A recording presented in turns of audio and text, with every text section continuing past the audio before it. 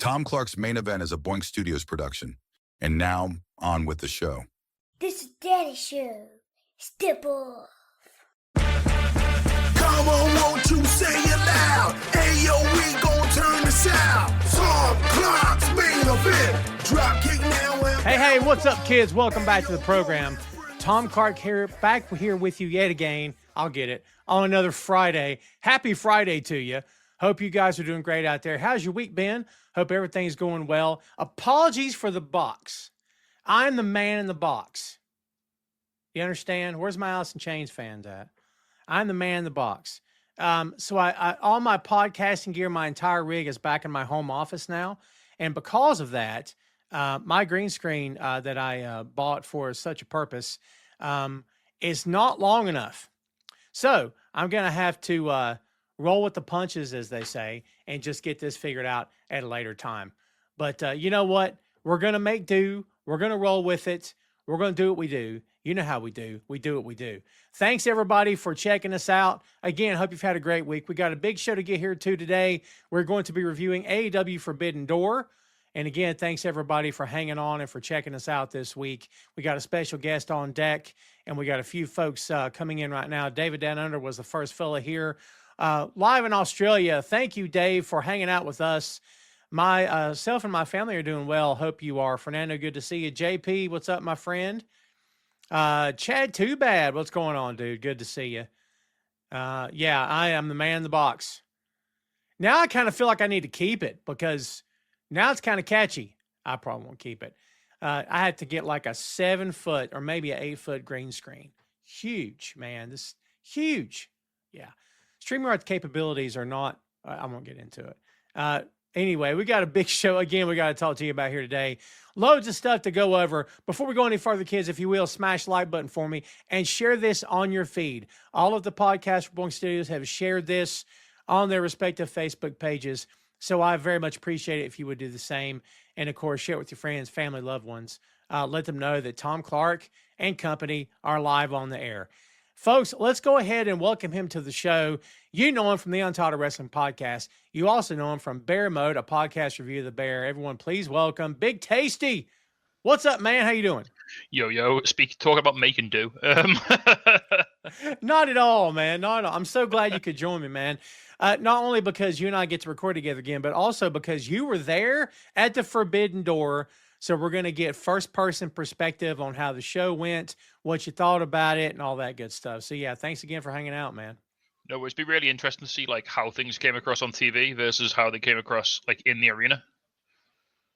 Yeah, for sure. That, and you know, we've often said here on the show, Tasty, that you can't always judge what you see and hear on pay-per-view or on television because the sound isn't always right, and if the crowd's not mic'd properly or whatever, and you'll be home going, that match was dead, but it's not really the case. I think especially in like, you know, the sort of the big outdoor arena shows, I think a lot of people were saying it all in.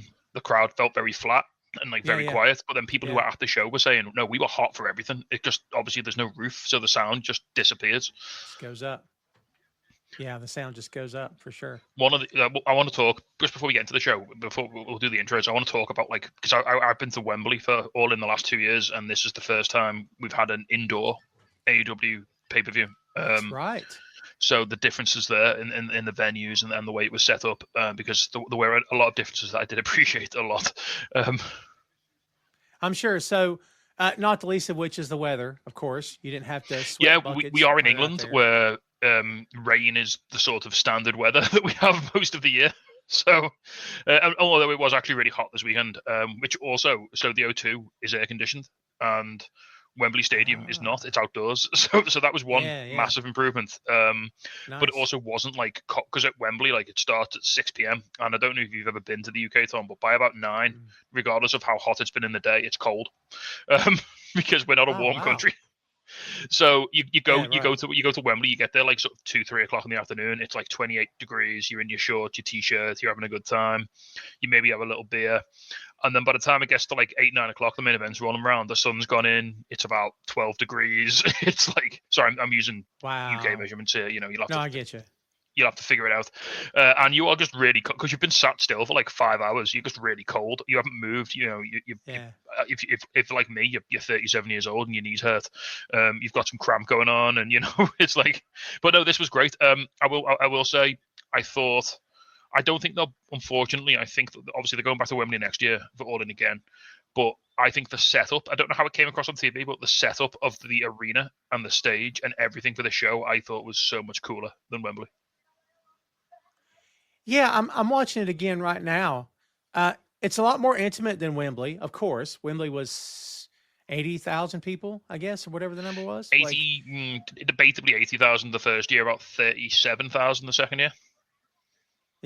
Yeah. So we got just over 18 this year. So right, that's true. But I loved the way they had, like, they didn't have a big screen. The screen was up above the crowd, and so they had people behind the entrance, which was really cool. Those seats were super cheap as well. They were like £30. Which, you know, when you look at what other companies are charging for house shows at the moment, that's a screaming deal. I think we paid about 100 for ours, and we were like, I was so close. We were on the first. If you're looking at the, we were on the first like tiered row of seating, and I could see the ring so clearly that I didn't need to look at the screens. Nice. That it's so cool. Sometimes, like you're looking at a grid on a computer screen to determine where your seats are, and you're like, I think it's all right. Then you get there in correlation to the ring, you're like, oh my God, we have great seats. Like I've done that so many times over the years. It's crazy. We were really lucky. I do like the video wall. Go ahead. Okay, so we were really lucky. Like we were like really central. We were like facing the entrance ramp, like right in the middle. Really, really good seats. Jay was sat all the time. Guest Jay was sat next to me, and then sat next to him was a guy who owned a small wrestling promotion in Germany. Oh, that's very cool. So they were just nerding out about all sorts all the way through, which was really good fun. That's very cool. I do like the video wall as the guys came out. It's a very New Japan thing to have a video wall, because I think one of the buildings they run in Japan, the setup there kind of prohibits a screen. So they're stuck, you know, because Japan likes to do that monster stage, but I forget what venue it is. They'll run that video wall as the guys come down. I actually really like that. They did that at the first All In, because the first All In they used like the player tunnel, the football player tunnel as the entrance, and they had like a video tunnel. Because remember there was that awesome shot of like Juice Robinson like on his hands and knees barking when the bang bang, it was really cool. And then next year they did like a more traditional stage, which wasn't quite as unique. But then they've gone back to, like I said, they have to be a bit more. If I'm looking over to my right, it's because Sarah's got it on the TV. She's watching the replay, which had just started. So if I need to reference something, I'll just quickly glance to my right and I'll see it there. But no, it was a bit of a challenge for them, and like they were able to fit an extra, like I think it's extra 500 seats in behind it, which was really cool. And it meant that there was no like topped off section where like the production area was, which was really awesome. So you had like a full 360 of fans like all the way around, which it felt amazing. Like they say, the sound, because there were less fans, but because there was a roof on top, like everything just bounced back down, and the atmosphere was fantastic. It felt like the crowd were hot pretty much all night. Yeah, you know, AEW shows are long. We know that. They're historically always long. But like I didn't feel fatigued. And of course I wasn't there. I didn't feel fatigued watching it. I felt like everything ran on good time, man. Did you guys get that feeling as you were there? Yeah, so talking a bit about timing, before we go into the matches, only the main event and the unsanctioned cage match went over 17 minutes. Everything else was 17 to 13 minutes. Oh, well, there you go. Yeah. So it really zipped. The show really zipped. So we got in. By the time we got to our seats, it was like just before 4:30. Show finished at 10:30, just after 10 or 10:38, I think it finished. Which, to give you an idea, the O2 has a strict curfew of 10:30, and for every minute you go over, you get fined £10,000. Why? Because it's people have to make connections and trains, and they have like noise dispersal laws and stuff like that. So it cost Tony Khan £80,000 to run that show, just in fines that he got for going over by 8 minutes. Wow, dude. Yeah, because I'm looking at the times. You're right. I mean, the shortest match was the Ops. That was 7:20, and the longest match was the main event, 32:30. Yeah, nothing dragged on forever. And look, sometimes matches require long time slots, but like there's something to be said, man, about getting in, doing your stuff, and getting out. Do you know what I mean? And I'll tell you, Tom, I did not leave my seat the entire time I was there. Oh wow, cool. Jay went and got me a drink because he went and got like a couple of beers, and Jay went and got me a soda, and I had some gum, and like that was it. Like I didn't even think about going to get a hot dog or going to get some popcorn or going to get a beer, because it was just, the pace was just so electric, and so like the cadence of the matches were just really bouncing. Every time you were like, right, I'll go after this match, I'll maybe go to the bathroom, or maybe go get a hot dog, and it was like, oh no, but Mercedes is coming out now, and I don't want to miss Mercedes' entrance, so here's Mercedes. And it's like, you know, it was and like, oh my god, no, it's Zack Sabre Jr. versus Nigel, I can't miss this. Yeah, no, I hear you. Fernando's got a good point. Hopefully every AEW pay-per-view has this pace going forward. I don't know if they'll go back to it, man. I think, to Tacey's point, they did these shorter matches because of the time restraints of the O2. But so, I think they put the time where they needed it, like on the matches that needed it to tell the stories. Like a lot of these matches, they could just get in, get out, have a good 15. You know, they packed them in, like they packed the action in. Didn't there was no, but maybe one match we'll talk about, I was left going, could have maybe wanted an extra 5 minutes there, but everything else was like bang bang, in, out, superb. Yeah, I totally agree with that. Well, let's go ahead and get to it, kids. We're going to go ahead and start reviewing the show here. And as we said before, this AEW Forbidden Door review for the show that just happened this past weekend. So hopefully you guys are ready to roll. We had 4 matches, not on the main card. We had Paragon of Kyle O'Reilly and Roderick Strong, along with El Desperado and Yuya Uemura, defeating Crew, Action Andretti and Leo Rush, and the Dawn Callis family of Hechicero and Josh Alexander with Lance Archer and Rocky Romero by pinfall in an 8-man tag. They got in, did their stuff, got out. Tacey, it's always great to see El Desperado on U.S. soil. All right, sorry. On UK soil, how about that? It's great to see him when he's not in New Japan, it feels special. It feels like an event, kind of like when Suzuki would show up. To me, anyway, Desperado appearing somewhere else feels like an event. What'd you think about He got a big pop on his entrance as well. Like everyone was real happy to see him. He did. Hechicero is possibly the most over non-AEW wrestler in AEW. Yeah, like dude. the UK crowd loves Hechicero. We saw him at RevPro the 2 nights before Forbidden Door. He was great there. You don't realize till you see him live. He's just got so much charisma. He's got so much style. He's just cool, man. You know, like when you see a wrestler, like, damn, that man's cool. Yes. Yeah, for sure. He and Despy both are, Despy, if you didn't know anything about him, like you'd see him from a distance, you're like, but then when he starts working, you're like, oh my God, the guy has swagger. Hechicero has it too. Just swagger and confidence that, that only comes with time and experience. I mean, there's very few people who have it. Like Kurt Angle had it from the jump. A couple other guys that maybe had it very early. Taz had it. Taz had it, yeah. Some guys have it very early, and other people just have to kind of find it if they do at all. But yeah, I enjoyed this match. And give Despy his credit. Like, he worked this match, and then he went straight to commentary and commentated the whole show in Japanese. That's true. Oh my God. So the bit where in the steel cage when the main event happened, the commentators were like, he can't move, he can't get out of the way. Because to me, it felt like Despy was just sitting there and was going to take these guys crashing into him. Do you know what I mean? Yeah. That's how it felt. So I don't know if that's true or not. I assume he's fine. But when that spot happened, I was like, God, he's not hurt, is he? Because it was tight when that cage came down. We'll talk about it when we get there, but it was tight around the ring. Like, they had a big cage. They did.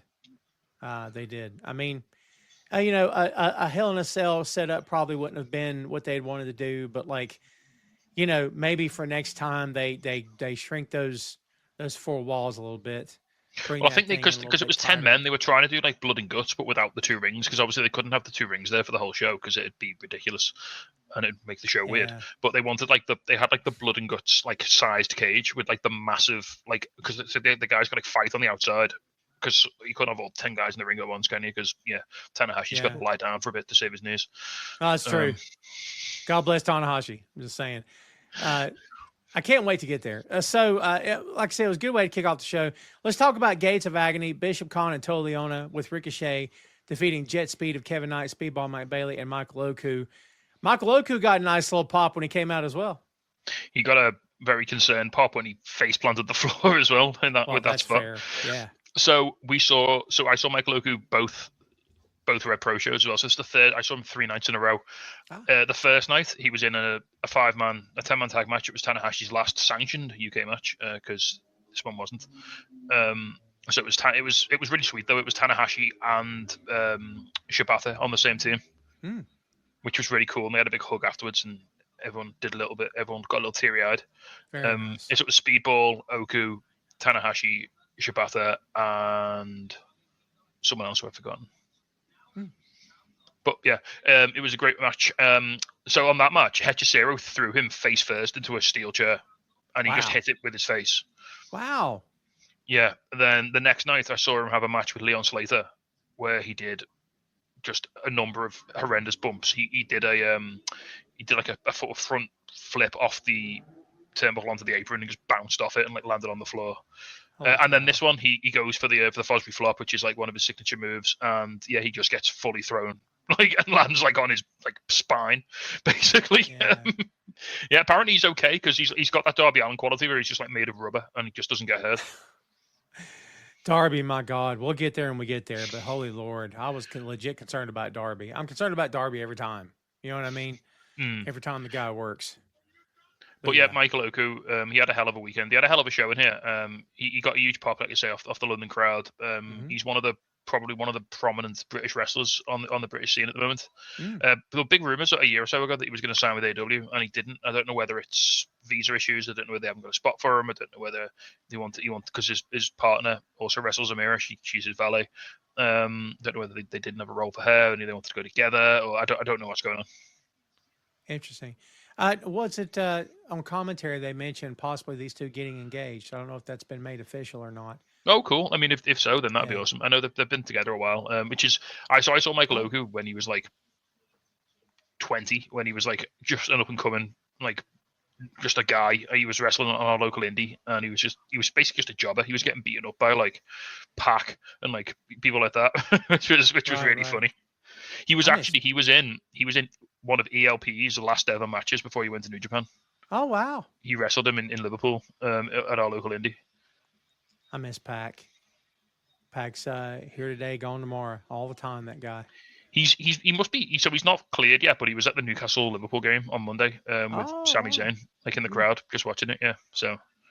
Yeah, very cool. So he's clearly well enough to sit in a crowd, right? Yeah. He's well enough to stand at a football match for 2 hours, so he must be getting there. Like, he must be on his way. There you go. Can we also give a quick shout out to Till Leona and how incredibly fit that guy's gotten? Dude, he looks great. He didn't look bad before, but he's really in shape, man. So I was saying to Jay when this match was on, I was like, I think Gates of Agony are one of the most improved tag teams of the last 12 months. Totally agree. Like they've been rewarded. They've been rewarded with a signature spot on AEW now. They're with Ricochet in the stable. They're frequently on Dynamite. They're putting them in big matches, big important spots on the card, and so they trust them. They know that they can get the job done. They're professional. You don't hear them bitching off in the dirt sheets about losing matches and stuff like that. They're playing the game, man. Like, they're gonna go far. Yeah. I've always liked those two guys. JP says I saw that pic of Sami Zayn and Pac at the soccer game. Pity they were supporting the wrong team, eh? The losing team. There you go. Jay's not here. It's fine. I can say it. Yeah, that's fine. Jay, we won't tell him. No one tell Jay. Then we had Triangle of Madness. I don't know if I am feeling the name. It's fine. The only triangle-based team that's ever existed in AEW. There have been no others. Sure. Yeah. Triangle of Madness for short is Tom. Yeah. Julia Hart, Sky Blue, and Tekla and Megan Bain with Penelope Ford defeated Harley Cameron, Chris Statlander, Queen Aminata, and Willow Nightingale by pinfall. 8-woman tag. I like that all the women got on the card, or as much as they could get on the card, which is great. I would rather have seen all these ladies on the main card, but it is what it is.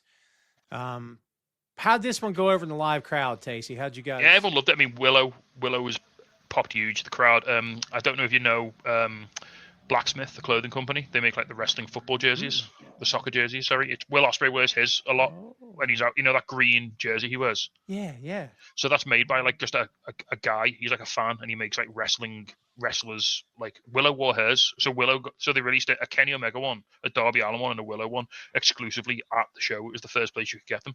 Nice. And then Willow, you know that purple top Willow was wearing on Dynamite this week. That was that. Very cool.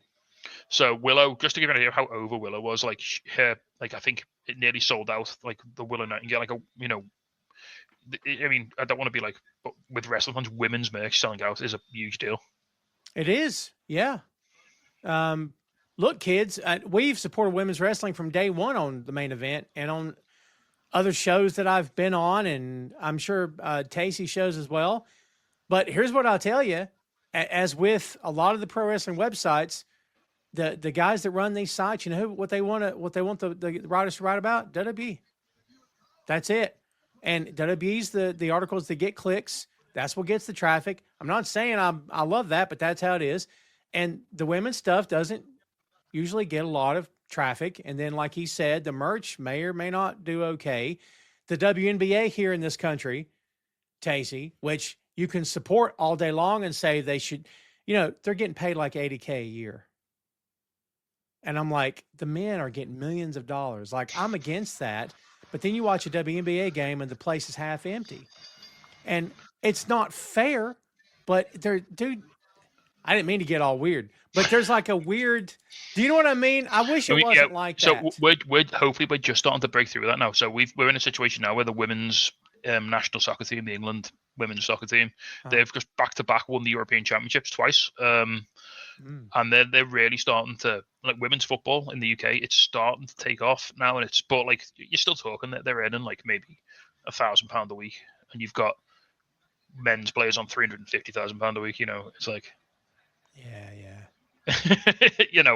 the money's just not there, and like it's going to take a long time to grow it up. But and wrestling's the same. Like wrestling, I mean, look back, we're only 20 years removed from gravy matches and bra and panties matches and jelly matches, and luckily we've left all that behind us. But we've still got a lot. It shows how far we've got to go.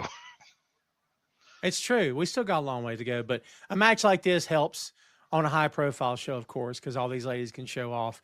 I still but say, it's catch-22, isn't it? Like people will say, "Oh, you can't put the women on the spot because they don't draw." Well, guess what? They're never going to draw if you don't put them in that spot. I don't know how it works in that country, but over here, credit, and I'm doing air quotes for all you folks listening on audio version. Credit. When you're young, you can't get credit. It's like, we can't get credit. Well, how come? Because you don't have any credit. Yeah, but how can I get credit if I can't get, you know what I mean? Like, it's like, not so bad. It wasn't so bad when I was like younger, but nowadays, like trying to rent a flat or a house or an apartment, it's like when you can't, we need a credit history. All right, well, how do I get a credit history? Well, you got to show regular payments. So you got to rent something, or you got to get a phone contract. You got to get a credit card. Well, how do you get a credit card or a phone contract? Well, you got to have a credit rating. How do you get a credit rating? Well, you got to have a phone contract or a credit card. Yeah, right. Well, that's what I'm trying to do with you folks, is to buy something. Well, no, we can't do that. Like, yeah, it's. So how do you grow women's wrestling? When you put them on TV? Well, we can't put them on TV. Why? Because it's not growing enough. Well, we got to grow it, but we can't grow it because we can't put it on TV because it's not growing enough to. Can't grow it if it's dark matches. Can't grow it if it's strictly YouTube. Can't grow it if no one sees it. You're right. Yeah, for sure. Before I preach anymore, kids, we'll move to the next one. Before we do, yes. During this match, Tekla and Queen Mamanata, they brawled out to the back. That's important. We'll come back to that later. Oh, that's right. That's right. Because, man, they brawled for like an hour and a half or something. It was crazy. So as soon as they've got their thread going through. So as soon as the bell rings, they're sort of debating like who's going to start for each team, and they're all sort of stood in the ring. And then Queen Mamanata goes to get outside. Then Tekla just spears her through the ropes, and like she just straight goes for her. Like they're like doing that Kevin Owens, Sami Zayn thing where they're just like on site. You know what I mean? Yeah, I love that. Those two together. And I like that Amanata's not being left out of anything here. I like that because I like her a lot. She's had a hell of a 6 months. Like she has. Everybody in this match stepped up too. So I very much enjoyed it. The next match on the card was the shortest match on the card. 7 minutes, 20 seconds was the Ops Trios match, AEW World Trios Championship. Katsuyori Shibata, Powerhouse Hobbs, Samoa Joe defeating the War Dogs, Clark Connors, Drill Maloney, and Robbie X with Gato. I'm gonna be straight with you. Did the War Dogs get enough here to kind of show off? Do you think it could have been a few minutes longer? Or you think it was okay?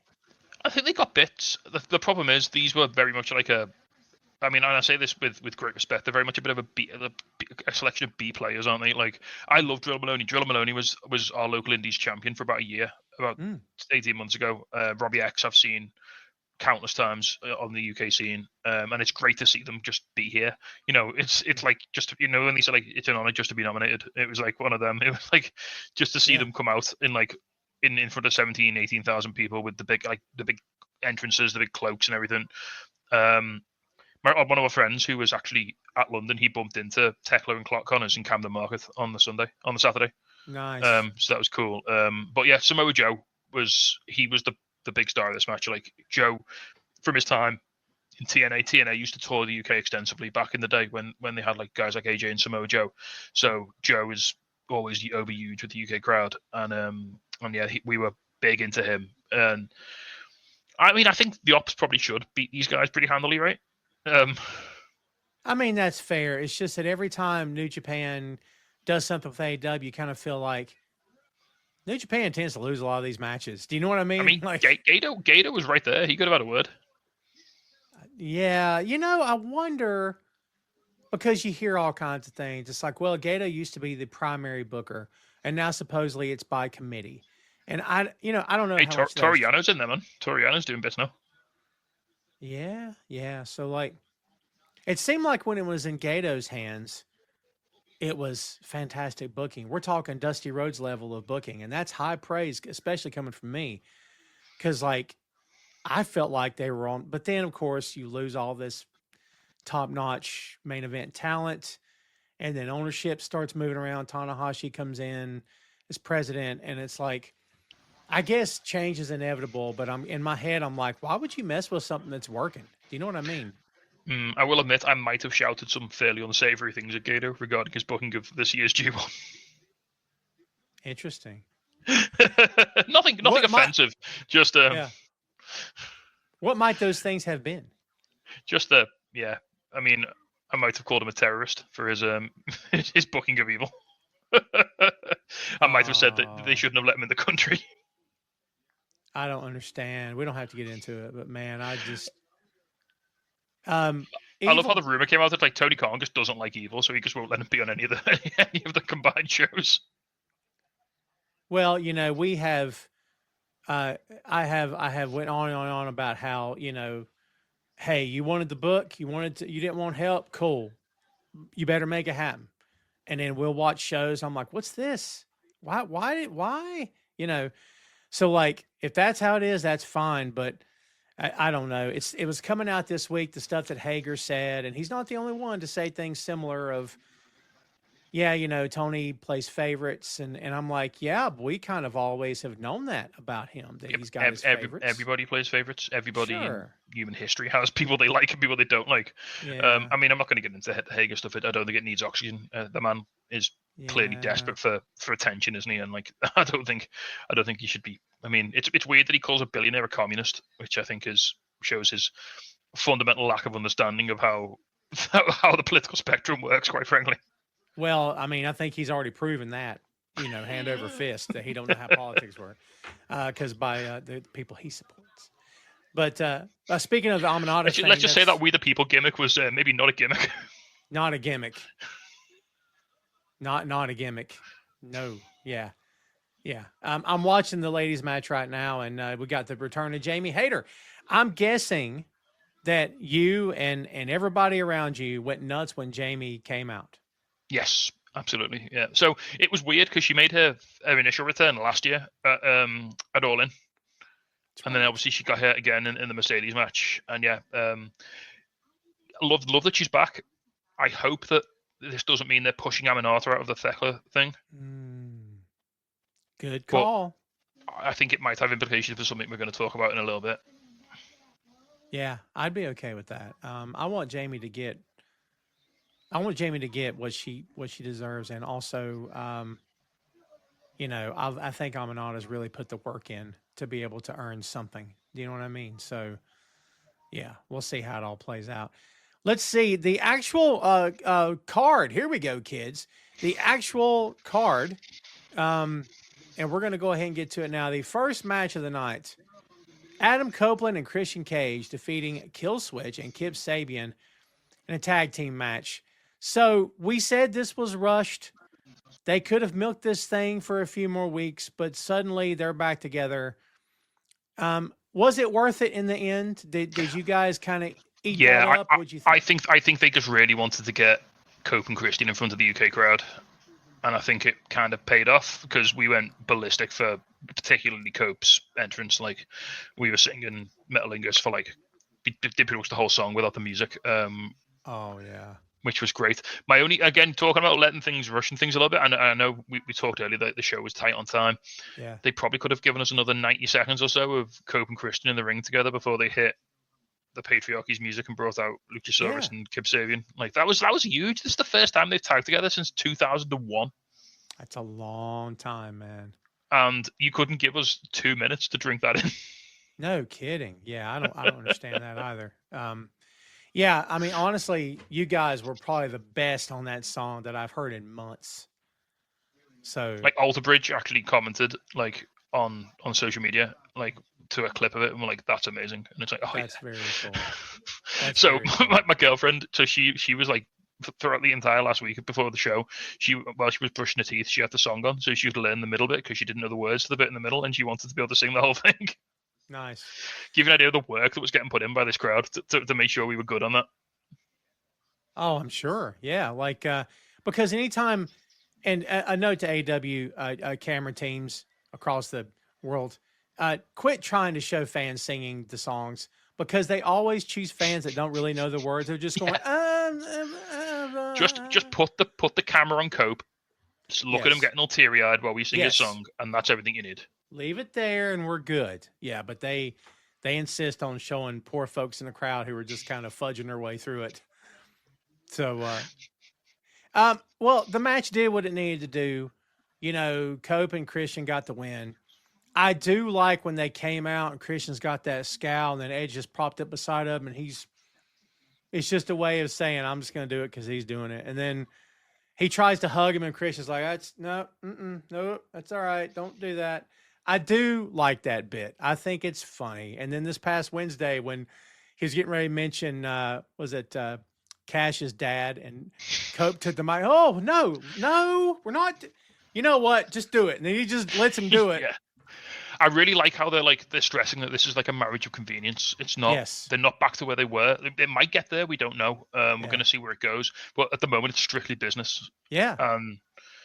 And they're maybe gonna discover that fire again. They're maybe gonna discover that spark. But at the moment, it's not quite there. And I think that they did a really good job of showing that in the match as well. Like they weren't like they weren't like a slick machine. They haven't tagged together for 20 years. You know, sure. they were a bit rusty. They were like a little bit out of sync, which was great because they're obviously experienced enough and talented enough guys to sort of portray that really well as well. Mm. You know, knowing what we know about who won the belts later in the card, how soon before we see Christian and Cope? It kind of feels like FTR maybe should have won the belts. Maybe, I don't know, but like it's interesting. Yeah, I mean, my sort of my argument's always been that program doesn't need the belts. That's fair. And Jay's argument to me on the weekend, because he obviously picked FTR to win. He said no, but Tony might want the belts to have Cope and Christian's name on them. Like last year we did the Bryan Danielson title run just to put his name in the lineage. Would Tony want Cope and Christian in the lineage of the titles? But to be fair, we thought that about the world title too. Right? We thought that about the world title, AEW world title, and it didn't happen. So like maybe he will for the sake of it being the tag belts, but I don't know. I think I'm more with you that they don't really need them, honestly. But I think they're shifting into such a young, exciting tag division in the last couple of months with Jet Speed, with Brodito, with, you know, all these other guys. I don't think you need to be having 40-plus-year-old dudes knocking around the titles. That's fair. Yeah. That's fair. Chad Too Bad says, oh boy, we'll talk about the Hurt Syndicate allegations when we get to that match, because they ain't not beating them allegations, are they? no, not at all. Hey kids, who told you about this a month ago? You know, when I said, I won't get into it. When I said it a month who had ago the scoop on this? It was your boy. It was your boy right here. I'm just saying, a month ago I said it, and I had people in the comments going, no, blah, blah, blah. And I'm like, all right, cool. Don't listen to me. I don't care. It's fine. But yeah, dude. Yeah. Hey, nah, I'm just saying. And the guys in our circle in our chat knew before y'all did.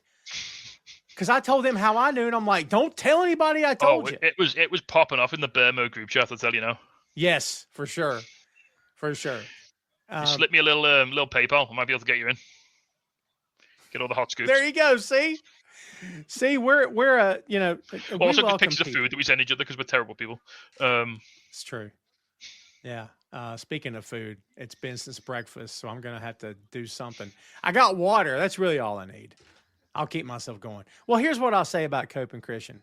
I like both these guys. I'm glad that Christian's back on his game, especially promo wise. I thought what he cut Wednesday was great, and hopefully everything goes well.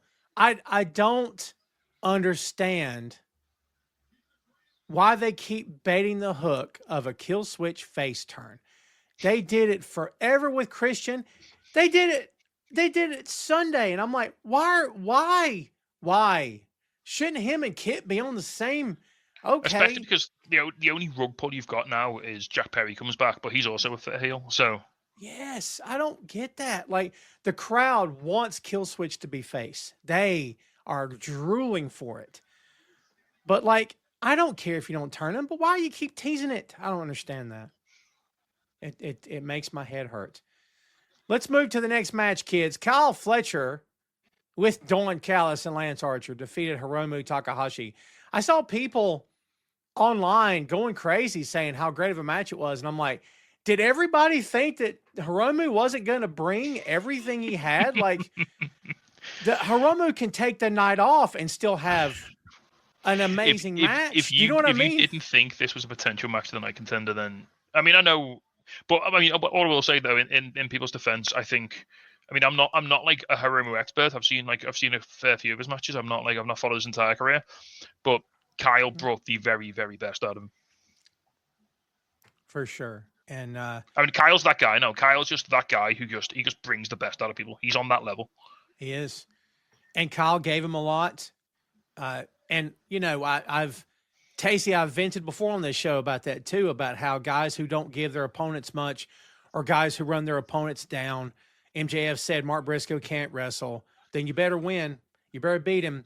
Because if you don't pin the guy that you say can't wrestle, you're a schmuck. And by the way, if you pin the guy that you say can't wrestle, who cares? You pin the guy that can't wrestle. That's the old school mentality. Like, if you run a guy down and you don't give him anything, if you lose, then you're an absolute idiot because you've lost to a schmuck. And if you beat him, you beat no one. So what's this right here? That's what I'm saying. Like, and that's kind of where I was. That's kind of where I was with this too. And that's how I am with the champs. Like, not to put, Flair is what Flair is. But the reason Flair was as big as he was is because he would come to your town and he would make your local guy look like he was this close to winning the belt. And it didn't make Rick look like a poor wrestler. And Rick came out looking like a star, and so did your hometown guy, because it was a competitive match. Now, of course, Tacey, there's limits. You don't want a guy that jerks the curtain for a week to suddenly come this close to pinning Hangman Page. That might be a little off kilter. But Hiromu should have been given a lot here by Fletcher, and he was, and I think it's part of the reason why this match was so great. Absolutely. And like I say, Fletcher's just, he's dangerously close to being up in that rarefied air now. He's especially with Ospreay out for possibly a long time. He could, I think the sky is the limit for Kyle. Like, this belt's obviously the first of many. It's almost a shame that Ospreay isn't going to be around, because if the plan is and that was going to be in the next 12 months to put the belt on Ospreay, Fletcher would be the obvious person to take it off him. Yeah, for sure. I agree with that. Yeah. So now it almost hurts Fletcher a little bit. It always helps him because he's got that headspace to become that Will Ospreay level character. But also it hurts him because I think Ospreay was his natural main event feud. Yeah. I agree. And, Fletcher is at any given time, and part of his heel turn was that I'm tired of being compared to you. I'm tired of being looked at as your little brother or something. But I'm like, man, you kind of are. Like, you kind of, because I just imagine the day Fletcher turns face and he's got that bravado, but as a face. And he cut an amazing promo on MJF. No, it was on Adam Cole. Sorry, it was on Adam Cole because 2 years ago, All In, Adam Cole and MJF squashed Aussie Open, like really squashed them on the pre-show. Yeah. And then he said to Adam Cole, like, that was the worst day of my life. Like, you took everything from me on that day. That was really good. And he said that day made me who I am now because I never wanted to feel like that again. Well, I'm a sucker for connective tissue. I'm a sucker for continuity. I'm a comic book guy. It's my thing. So whenever they can connect the dots and it's like the murder board with all the strings and picks, whenever you can do that with a wrestling company, I'm so here for it. You know what I mean? Oh, It's like the Ted Lasso show. In season 3, they were connecting all the way back to episode 1. You're like, oh my God, they recalled that and paid it off. Like, well, it's like just like you say on Dynamite this week, like on Wednesday, they managed to get a massive crowd pop just off Hangman and Kenny hitting one move because of all the history behind it. Yes. Well said. Well said. Robbie's here. What's up, my friend? Good to see you. Yeah, that was, again, excellent match, kids. Let's get on to the ladies. Mercedes Moné defeating Alex Windsor, Bozilla, and Persephone. 4-way match for AWTBS Championship. I will tell you right out the gate, I expected to really like this match. I expected to think this match was going to crush. I don't know if I expected it to crush as much as it did. Like, I don't know how much Bozilla wants, but pay that lady and put her in your locker room because holy Lord. She was the big, I don't know if you could tell she was the big, like, surprise for the live crowd. Like, we were blown away by what she came out the gate with, like, at the start of this match. Just to hark back to what we were saying about 5-10 minutes ago, Tom, this match was rated the lowest on the card by Dave Meltzer. That's a little hard to believe. Just to show what we're dealing with here in terms of how we evaluate women's wrestling, how we push women's wrestling, and how we sort of, was this worse than Christian and Cope versus Kip Sabian and Killswitch? Man, I don't think so. I had a better time watching this match. Yes. Oh, yeah. And that's why I don't rate matches. I mean, Dave can do what he wants. Hey, look, kids, all due respect to Dave. He's been doing this a lot longer than we all have and been getting paid a lot more than we all have, too. So anybody wants to hate on Dave, they can. I guess it's weird, but and hey, Dave's star rating is just Dave's opinion. It's not the Bible. Thank you. And people get so upset. That's like getting mad at Rolling Stone. Rolling Stone put out like the greatest rappers of all time, and me and Phil were off mic and off camera for an hour looking at this, going, "What is this?" But then it's like, well, it's their opinion. It doesn't matter. But like, it's like the PWI, isn't it? Like every year the PWI comes out and the internet has a massive argument about it for like 3 weeks, and it's like it's a couple of guys' opinions, and they're probably very singular, they have very specific likes. Yes, for sure. And everybody's got an agenda. Magazines have an agenda. TV shows have it. I mean, certain guys get certain spots. I'm just saying. Like, Robbie says at some point we know what happened, but when do you think Mercedes was? Honestly, I don't know, and I don't. Robbie, I'm going to say I don't care, but that's not directed at you in any kind of way. I really don't care. Like, I loved the guards coming out. And by the way, I know the word boffins from the old Danger Mouse cartoon. Is that still the term that it's used, or is that? Tell me if I'm off. What is that again? So the Royal Guards that came out, they're like the guards stand outside Buckingham Palace. They don't move. They don't talk. They were all like local wrestlers as well. So. Little tidbit for you. So 2 of the guys, I think they were on the left on screen. On the right on screen on Mercedes' left, they were TK Cooper and Chuck Mamba. They were a tag team called Sunshine Machine. They wrestled Crew on the show on Saturday. They work a lot in Revolution Pro, and they had both the Mercedes Revolution Pro belts, which was really cool. That's very cool. That's very cool. She won another belt on the weekend as well. She beat Emerson Jane for the Scottish women's title. So yeah. So is the goal to get her a belt on every continent? And by the way, that just came from Tom. I didn't read that anywhere. Is that the goal? Maybe. Maybe she might have a trouble finding an Antarctic title, but Well, we'll that's maybe fair. get there. But you know what? It's working because she's rocking. Like, look, I've said this. I don't know if I said it to you, Tom.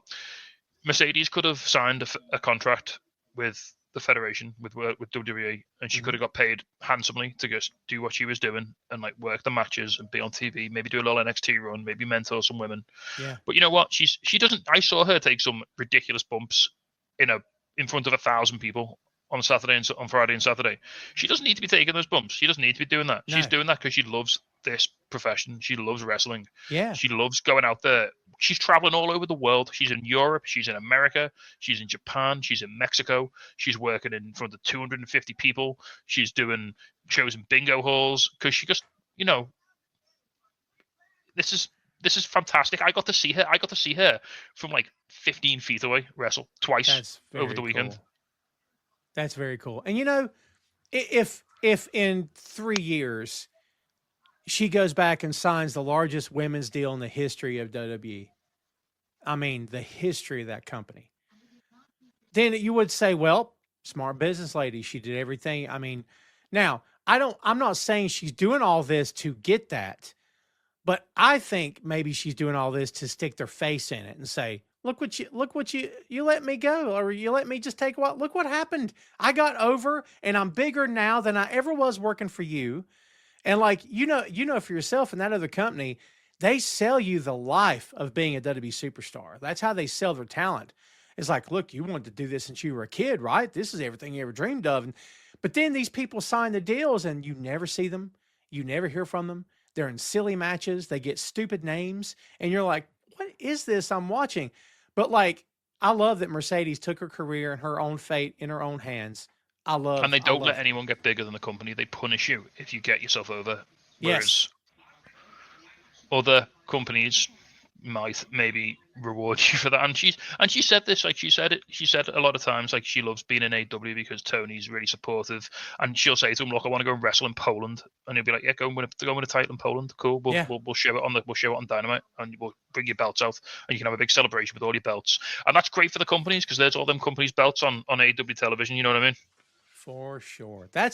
I'm so glad you mentioned that because that's the bit that I don't know if we ever hear people saying that much anywhere, honestly, is that these other companies, whether it's just a minute or two, you're going to look at those belts and go, wait a minute, what's the logo on that title? And maybe it'll cause you to go look them up online, right? Mm-hmm. Like, and all right, she might not make it to every show. She might not make it to every show in Poland. They might only run 6 shows a year, but I bet you those 1 or 2 shows and Mercedes shows up, they'll pack that house up. Yeah, they'll sell out every time. Yeah. Yeah. You think Mercedes got a merch table out there where she's selling stuff? What do you think? I think she's doing photos and meet and greets on the interval. She's breaking 20s and 100s and shaking hands, right? Yeah. One thing I will say, quite interesting. So Revolution Pro, before the 2 shows, they did meet and greets with a lot of the foreign talent. So like, you could meet Blue Panther, you could meet Hechicero, I think. You could meet, but no AEW talent were at the meet and greets. Oh wow. That's interesting. And no Zack Sabre Jr. either, even though he was on the card. So that's very interesting as well. JP says, I heard someone wants Monet to break a record of holding 10 different belts from 10 different organizations. Is that a record? I thought, didn't Ultimo Dragon have... Ultimo had 10 because she was comparing herself to Ultimo on an interview, and then obviously the internet got on there and some guy was like, she's not as good as Ultimo, and then someone said, what's your favorite Ultimo match? Then he went, I don't really follow him. Yeah, right. Right. People have opinions till they don't. I just love the fact that she makes so many people so angry because she's a woman.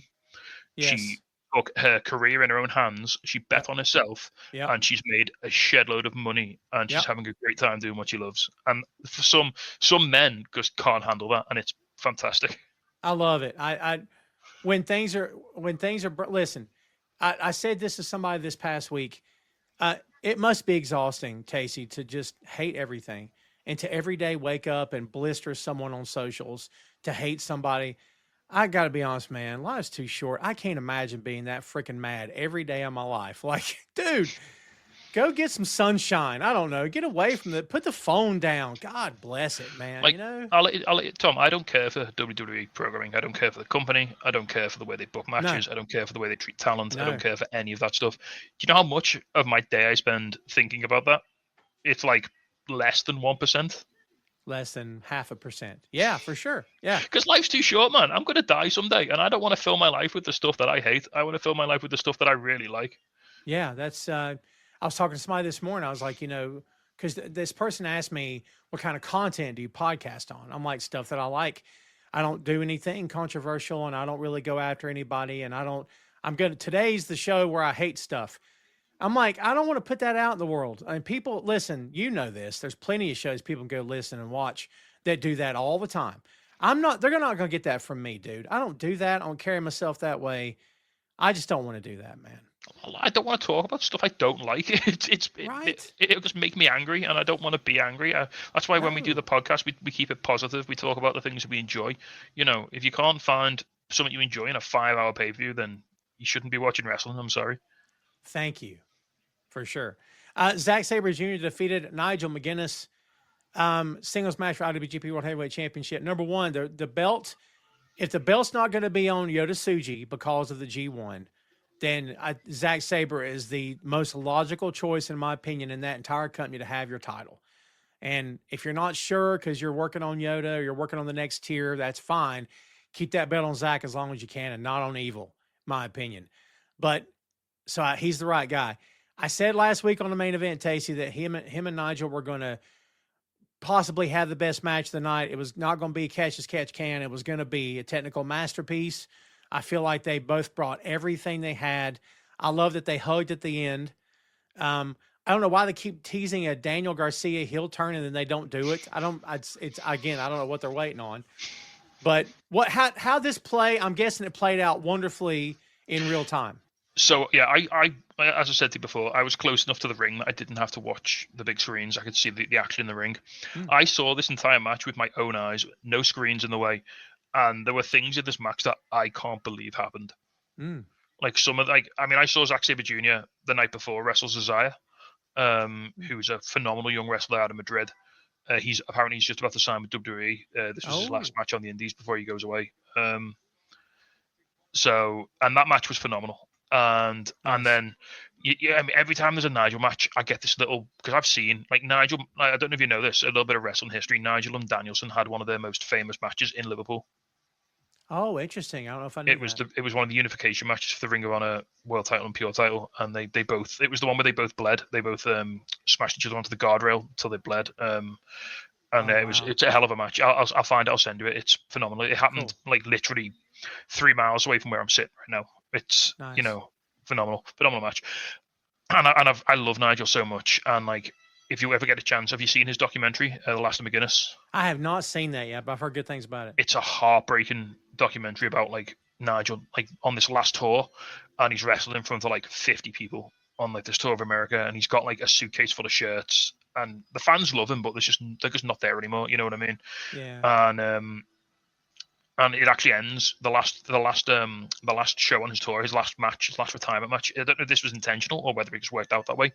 It was the same day as WrestleMania 30 when Danielson wins the world title. Oh, dude! Wow. So he gets a text off Danielson to say, "Good luck in your retirement, congratulations." And it's literally after Danielson's just won the world title. Wow, class act. And like he really tries to take it with grace, but then there's a moment where he just like he's in his car and he's just doing a little vlog to the camera and he breaks down and he's like really bitter and he's like, why couldn't I have that? Why did I never get that chance? Why did I never get to do that?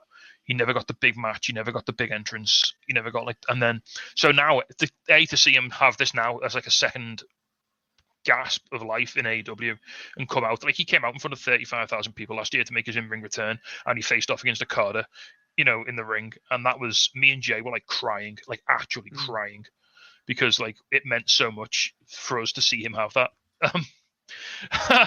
But so every time I see Nigel wrestle now, I've always got this little knot of fear of like, what if he's just not good anymore? And then you see him work, and you're like, nah, he's good. And then you see, and then 5 minutes, he's like, oh no, he's fine. Yeah, he's got his working boots on. He's okay. Yeah. it doesn't leave you, right? Like muscle memory, if nothing else, it's not going to leave you, right? Like Yeah. you'll be tuned in. And look, I'm not saying this. I mean, Nigel is clearly a very, very, very good wrestler. He was Ring of Honor pure champion. He knows his way around a technical match. He can work it. And I'm sure him and Zach they probably call this in the ring, don't they? Like they're those types of guys. Oh, I would think, yeah. But Zach, and Zack Sabre Jr. is absolute. He is a magician. I don't know how to describe it. He does things with his body that, as a fairly inflexible, slightly old man, I can't even comprehend. Like there'll be moments where he'll be in a position and then all of a sudden, like I haven't blinked, I haven't looked away. He's just somewhere else on another limb, you know, and it's just like, right. What? Yeah, he's amazing. He of everybody, if you were tasked with trying to prove to a doubter that this was actually real, you'd show him Zack Sabre Jr. Yeah, and you'd be like, see, it's real. And I'll bet that person will go, man, maybe it is real. Like, you know. Because I'll tell you now, because Zack Sabre Jr., he doesn't win by, like, stomping around the ring, slapping his leg, or, you know, theatrical, the people's elbow, or anything like that. He wins by just grabbing part of your body and twisting it until it puts you in so much pain that you say, that's enough. Yeah. I love how when people tap out to him, it's very quick. Like, the best in the world will tap out very quick. And in this country over here, you would go, but it's Zach. And like, to your point, if you were legitimately in a shoot or whatever, the minute you're in the hole, the only thing you can think is ow, ow, ow, ow. And then you got to tap. But also, I don't want my arm to be broken. I'm going to tap right now. Do you know what I mean? So that's the point that always irks me a bit about wrestling. I know it's theatrics, and you know we can't think too much about it because it's performance, and if you prodded it falls apart. But I always prefer it when like you say when the struggle isn't. I hate the spot where like someone's in a submission and they're in it for like 3 minutes, and like, you know, nothing's changing. They're not wrenching it back any harder. They just like they've got you in a Boston crab, say, and they're sitting on you, and you're just there, and they're like, no, and then they're going to crawl, and they're there for like ages. I much prefer it when the struggle is trying to put the move on, trying to lock it in. Yeah. And then as soon as it's in, that's it. Like, yeah, that's it. Yeah. So that's what they did really well. Like, obviously Nigel and Zach, experts at this. A lot of this match was them trying to use their bodies to block leverage and to sort of like twist and put, like, elevate parts of the body so that they couldn't get purchase on it, and it was all about fighting for that little bit of advantage and that little bit of leverage and that little bit of, like, you know, getting on top of them, and that's what Zach's so good at. Like when he won his match on against Cesaro on Saturday, Cesaro went for a head scissor and he just snatched him out the air and put him in an armbar, like while he was holding on, while he was hanging upside down, and he tapped out in like a second. That is awesome. Yeah, I can't say enough good things about these guys. Zach's one of my all-time favorites. He's so freaking good, man. Let's see. Robbie says, prayers go out to DDP. Saw on Facebook he's in the hospital with heart issues. I have not heard anything about that today. Yeah, so apparently he was doing a workout at home, and he wears a heart monitor because he's had some heart issues, but he took it off because for whatever reason. And I think he had like a sort of dizzy spell, and he almost collapsed, so they took him to the hospital. He's by all accounts doing absolutely fine. They're just checking him over. Good. Yeah, good to hear that. Let's see, kids. We've got new AEW World Tag Team Champions, as we alluded to earlier. Brody King and Bandito defeated the Hurt Syndicate, Bobby Lashley, Shelton Benjamin, and FTR. Did they? Yeah. Well, they defeated yeah, well, look. I'm not going to say, everybody, that I told you so. But I kind of told you so. And I always, Tacey, I made sure to deliver it with the caveat of, doesn't mean I think MVP's a piece of crap, or Shelton or Lashley. I don't think anything negative about the three of them individuals, or as a trio, or as a tag. The only thing I said was, if this is being allowed, the guy booking the show shouldn't allow it, in my opinion. It ain't their show. It's his show and his company. So, like, you know, give me your thoughts on this. First of all, what did you think about the match in person? So, I mean, again, Brody King was easily the most over guy here. Like, the London crowd absolutely ate up. I mean, you can't not be impressed by this guy, can you? Look, I mean, you see what he looks like, Yeah. and that gets you halfway there, and then he gets in the ring and starts doing what he does, and then it's like, okay, this is a guy with like generational athleticism for a man his size. Mm-hmm.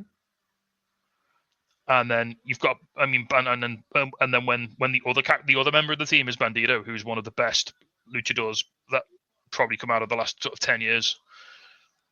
I agree. You know, with that. he and because like the thing people that when you watch his tag team, you go, oh yeah, Brody King, he's the power guy, Bandito, he's the fast guy, and there they are. But Brody King's also really quick, and Bandito's also really strong. Yeah, that's true. They're So an interesting duo. They can do it all. And they're so over. And they came out with a couple of things that sort of tipped me off on how this might have gone. First of all, Brodito came out with a new unified entrance graphic. Oh, they did, didn't they? The little cartoon drawing of them, which I need that on a t-shirt. That looks absolutely sick.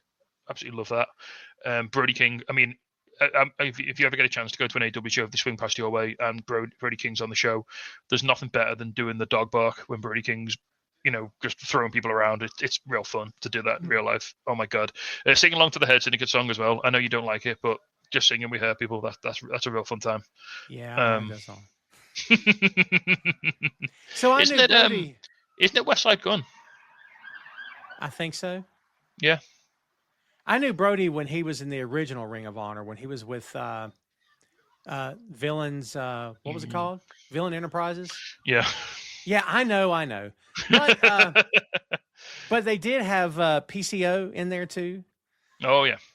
Dude, that was a hot little faction. And you could argue at one point they were in the top 3 hottest faction in the business, man. They were red hot at one point.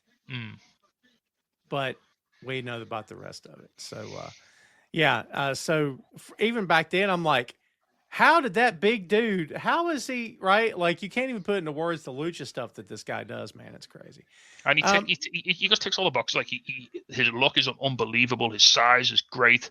Yeah. His in-ring ability is phenomenal. Not just for a big guy, just for a guy. He's, by all accounts, one of the nicest dudes you'll ever meet. Yeah. Like, you know, I actually, a couple of us ordered, you know, the Abolish Ice shirt he wore.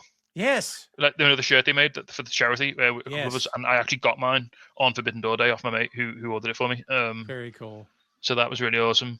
I think, did you watch a lot of the AEW YouTube stuff? RJ City does his like little Sunday morning like interview show, and it's quite funny. Not a lot. I need to. I used to watch Being the Elite all the time. So RJ City does AEW on a Sunday where he does like a very sort of sarcastic interview, and it's really good. Right. And he had Brody King on, and he said to one of the questions, he asked him like really like sort of blunt questions. He says, "Do you act extra woke because you look really racist?" No, oh my God. That's a great rib. Oh my God. That is awesome. And Brody, obviously, Brody just took it. He kind of deadpan. His sense of humor is very deadpan. It's very sort of like, you know, very very straight, very sort of, you know. And it was they had a really good rapport together. They had a really good time. But yeah, so the Brodito entrance, that sort of made me think, oh, maybe just maybe, because I remember saying to my partner Sarah, I was like, if Brody King wins, like I'm not going to be able to contain myself, like because I just love him so much.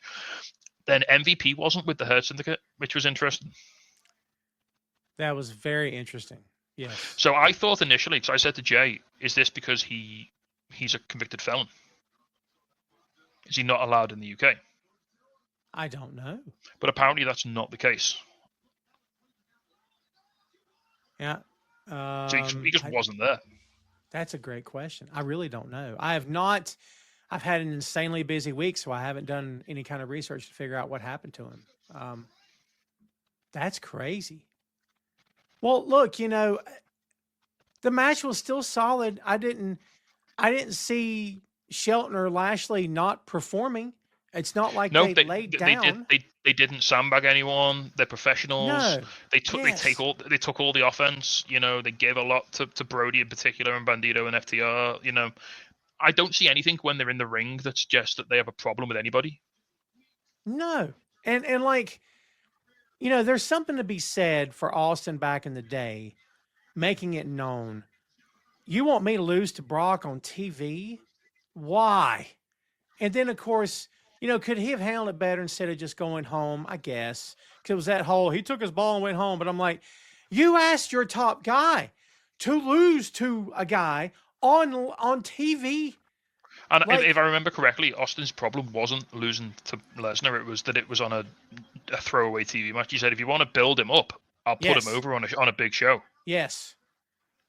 Yes, 100%. That's exactly what it was.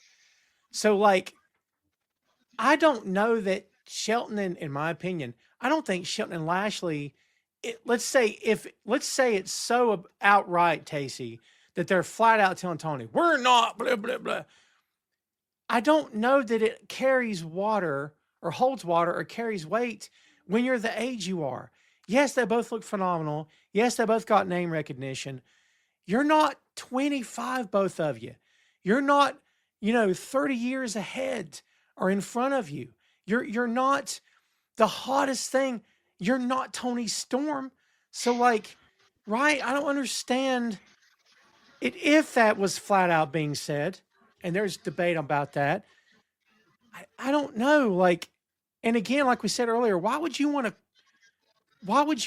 never want any team to even get a whiff of a 3 count against you?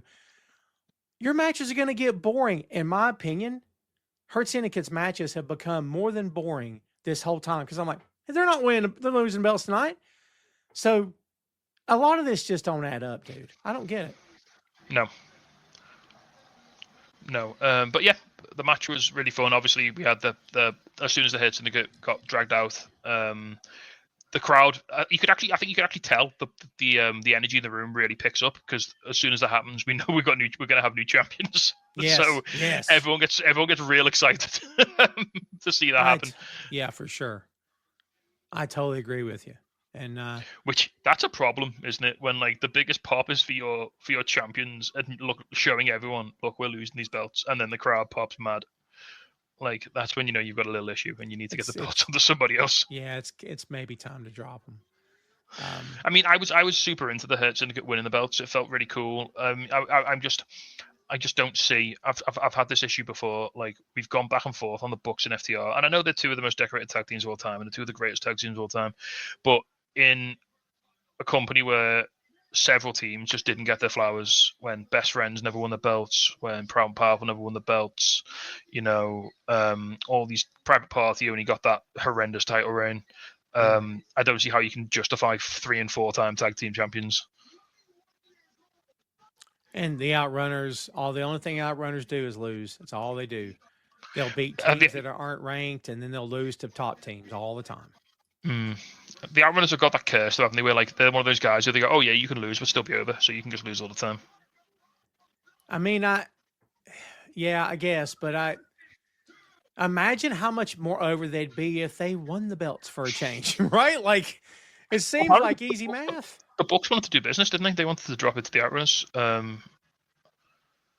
That was what was reported. The Bucks said, "Oh no, they're the guys we want," and it just never happened for whatever reason. Yeah. See, I heard the same thing about FTR. That FTR wanted to put the Bucks over, or the Outrunners over. I'm like, no, you don't. You've beat them. They've pinned them like 3 times now or something. Like, what are we talking about? The only I mean, because I think the Outrunners have got to come back around the horn now. They've got to come all the way back. They're at the back of the queue now. They've got to come all the way back around, and it's going to take a little time. Yeah. So Fernando, that was my initial reaction. I thought, oh yeah, he's been in prison. He can't come to the UK. Apparently, Jay said no. He does come to the UK often because he's a Man United fan and he's always going to the football game. Oh, interesting. So I don't know. Interesting. Yeah, dude, I don't know. Weird. But that was the first like alarm bell that went off in my head when this match started. Something was a bit off because like, why isn't MVP here? Yeah. At a pay-per-view. At a pay-per-view, Right. And I guess they could lay that at his door later and say, well, my guys had off night because I couldn't be there or whatever, so it's not their fault. I don't know. They could spin it, I suppose. Fernando says Outrunners are just a gimmick. I don't. To me, you do what your audience is telling you. Like, once upon a time, you had the biggest names in your company in the ring for this big thing. and the owner's son was standing in there as well, I think, or the owner's son-in-law. And the crowd was chanting for a guy named Daniel Bryan. Okay? Because the crowd was telling you, we want him. And they said, you're not going to get him. Right? And they did everything they could to not give him to you. And they finally said, screw it, give him to him. And then they did all they could to get that belt off of him quick. Like, I feel like you do what the crowd wants you to do. The crowd wants the Outrunners at any given time. Why aren't you just going to make it happen? They wanted Danhausen, and you never did anything with Dan. I just don't understand. I think the only thing I'd say about particularly the Outrunners and Danhausen is they're not quite on the work rate level of some of the teams that you'd have, or some of the players you'd have. And I think if that, because like it's easy to, I don't know, it's tricky in it because It is. you can't please everyone, and like No. what's AEW's hardcore fan base? I think it's work rate guys. I think it's like Yeah, guys who like the old school Ring of Honor, like 2010 Ring of Honor, like I agree. you know. And I think you have to play to that crowd. You have to play like to the 5-star match crowd, and you have to put the big matches on. And AEW's kind of carved that as the identity. And like, I love the Outrunners. I think they're really entertaining, but they don't hang in that circle. They're not 5-star match guys. Yeah, They can tell stories. They can put on fun matches, yeah. but they're not gonna have a Matt Classic, are they? Did you see the video they had outside, like in the woods and stuff? They're fantastic. They're so entertaining. They're so good. If I was running that collection of companies, they'd be my Ring of Honor Tag Team Champions for like a year. Forever. Yes. Dude. In fact, they're wrestling for the tag titles tonight. Well, you know what? Freaking Tony Khan. Make this Because happen. one of your champions is I don't know banged what up. we're He's not doing. even in the match. He's injured. So Yeah, make this happen. Let's talk about the next match here, kids. do you want to talk about the finish? Because it was a Yes, bit weird. absolutely. Let me get back. Before, because I don't know, I saw it live and I don't know how it came across on TV. Because like Bandito hits that. I mean, that's such a cool move where like Brody just like springboards him off his body and he goes flying and lands on Cash. No, he lands on Dax, sorry. And then like I don't know who messes up either, because Bandito doesn't cover him straight away, but Paul Turner starts counting, and then he has to stop the count and start the count again, and then Yeah. and then fair play, Cash and Brody act on the fly and save it, because Cash is meant to be like just missing the breakup, and because the count goes longer, he's in the ring too early, so Brody jumps on him and like stops him. Yeah, I'm watching it back right now. God, that move. Holy cow. He gets so much speed coming off. It's unbelievable. Brodito went to roll him up with the leg and then just dropped his leg. Brodito, his leg just slipped out of Brodito's hand because you could see him rolling, and then he meant to go back and grab the leg again. And since he was already on top of him, that's still a cover. Yeah, he should have just counted the 3 without the leg hook, I think. But hey, Yeah. Well, you know, It didn't- it's drilled into their heads. Hook the leg if it's the end. Do you know what I mean? Yeah. So that makes sense. I do like those tag belts. I think they're one of the better looking sets of belts or belts that they have there. Yeah, but you now know, do you know what my only fear now, and because this is it's not just an AEW thing, it's endemic of all wrestling. I just hope they don't disappear off TV, because it's so hard to have champions wrestle on TV frequently, because you're either giving away title matches on TV, which you can't do that forever. Yeah. I mean, they did a good job this week. They put him in a multi-man match, which was fine. Yeah. And if that's the way forward, then we just do that, because I don't want them to disappear off television. I totally agree with you. And you know, now that they have the belts, they're no longer in contention. They could do that. They could just have Or do some open challenges, or just do. Yeah. That's always a nice face thing to do. I just hope they manage to. I just hope that they manage to sort of figure something out and just keep them wrestling and keep them on telly, because agree. the crowd love them. They're hot. They're really hot. I think are. the reason they won the belts is because they just caught fire. Yeah, for sure. JP says MVP's absence is explained that Ricochet sent a copy of MVP's criminal record and the UK wouldn't allow him into the country. Is that what they're going with? If so, then that's kind of funny, and I'm That's kind of into fine. that. Yeah, that's fine. That's a Ricochet thing to do. That's Yeah. yeah. Fernando says, who should Tony elevate with the absence of Will and Swerve? Fernando, come back at the end. at the open floor? And throw that question back out, if you will. Well, I think to that stew on. partially answers a question that we had earlier. Like, why didn't they turn Daniel Garcia heel? Like, maybe they need to face Daniel Garcia. Maybe they do need to face Daniel. It seems like they got a lot of heels. You know what I mean? At any given time, they got a lot of top level heels, man. Do you know what Hey, I Tom, mean? just saying, Orange Cassidy's almost back. I think they have missed him. And I said this last week that I thought that Orange is one of those guys. Orange, if you had Orange and Eddie both came back in this next week or two, you'd still miss Swerve. Obviously, you'd still miss Ospreay, obviously. But I think that'd go a long way into beefing up their main event level guys.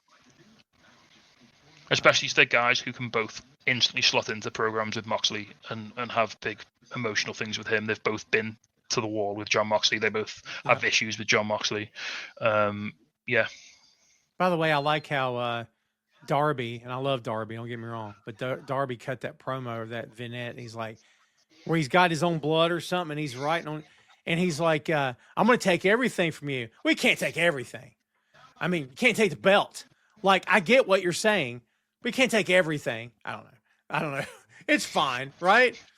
It kind of, I love Hangman, but man, the more I see this, I'm kind of thinking, man, should Darby have come back and won the belt from John? Like, I don't know. I'm glad we got what we got. I kind of like the idea that Darby's not even thinking about the belt. He's just all about just destroying John Moxley. Because Hangman doesn't even think about him anymore because he's not the champion and he hasn't got the belt and he's not challenging him for the belt. Whereas Darby is like, no, this is personal. I'm going to destroy your entire life. Yeah. Well, now he'll have Ospreay coming after him too whenever Will gets back and he's healthy. Yeah. So yeah. Okada versus Swerve, and Okada, of course, won the match, retained the AEW Unified Championship. I said this would probably be one of the best matches on the card if it doesn't steal the show. You got two class acts, two fantastic wrestlers. How did this come off during the live show there, Tasty? Yeah, so I think it was kind of from Zack Sabre onwards is when it sort of felt like the big matches were coming on. Like this is when it started to feel like getting to the business end of things. So like I think it's because like we had these were all title matches up until the main event. Now at this point, also was the Mercedes. Actually, everything bar the opener was a title match except for the main event. But still, true. This is when it like the energy sort of in the room, sort of everyone sort of locked in, and we're like, right, okay, no, this is the big boys now. I mean, this is the match I thought could have done with 5 more minutes. I totally agree with that. Only because I think Okada has the best final 5 minutes of a match in the business, and he didn't quite get to top gear. I don't know if I've ever heard anybody say it that way, but that's a great observation. Yeah, I'm watching it back right now. Let's shout out Swerve's Mr. Terrific look at the beginning. So good. Swerve just gets it, doesn't he? He just gets everything about the bit. He just gets the look. He knows how to present himself. He knows how to move or look. Everything he does is calculated. Everything he does is for a reason. There's no wasted energy. There's no wasted words. I just remember watching him in those smaller venues when he was taking on Cody with black hair and other folks, and he was coming out to the Shaka Khan song. And I just remember looking at those videos, and again, 300 people in the room, and I'm like, there's something about this guy. There's something about him. And of course, we knew him from Lucha Underground as well. Mm-hmm. But like, man, there's something about him. He's got it. Like you said, he's got it, man. You know when they say like dress for the job you want? Like that man's always looked and acted like a star, like a top guy. And look where he's got to, you know. Carry yourself like you're a big deal and people will think of you as a big deal. But he is a big deal for real, Yeah. And, he's been doing like this man, he literally like 3 days after this match went and got knee surgery. Isn't that crazy? And he's doing stuff like, all right, I don't think Swerve in this match is as good as Swerve when he wins the title. Like I don't think he's lost a half a step because his knee's falling off. But I'm not going to hold that against him, No, I don't know how you could. Yeah, he's and this injury he's had since 2019 in the other company, which is crazy. Mm-hmm. Yeah, it's just been a lingering injury all this time that he just never took care of. And we know that kind of stuff happens all the time. That like guys will have nagging injuries that they're just not taken care of for whatever reason. Do you know what I mean? Like But I mean, it's just it sucks, but it's the nature of the business that people get hurt and you work with a bit of pain, and like maybe when do you tap out? When do you go? Is it 7 out of 10? Is it 8 out of 10? Is it 9 out of 10? So if you're at 5 out of 10 for 5 years, do you just live with 5 out of 10? And also, I would hope things are better now. But back in the day, we're talking about territory days and stuff, and you know this. But like, you didn't want to tell anybody you were hurt because you were terrified you'd lose your spot. Especially if you're maybe not a white wrestler. Thank you.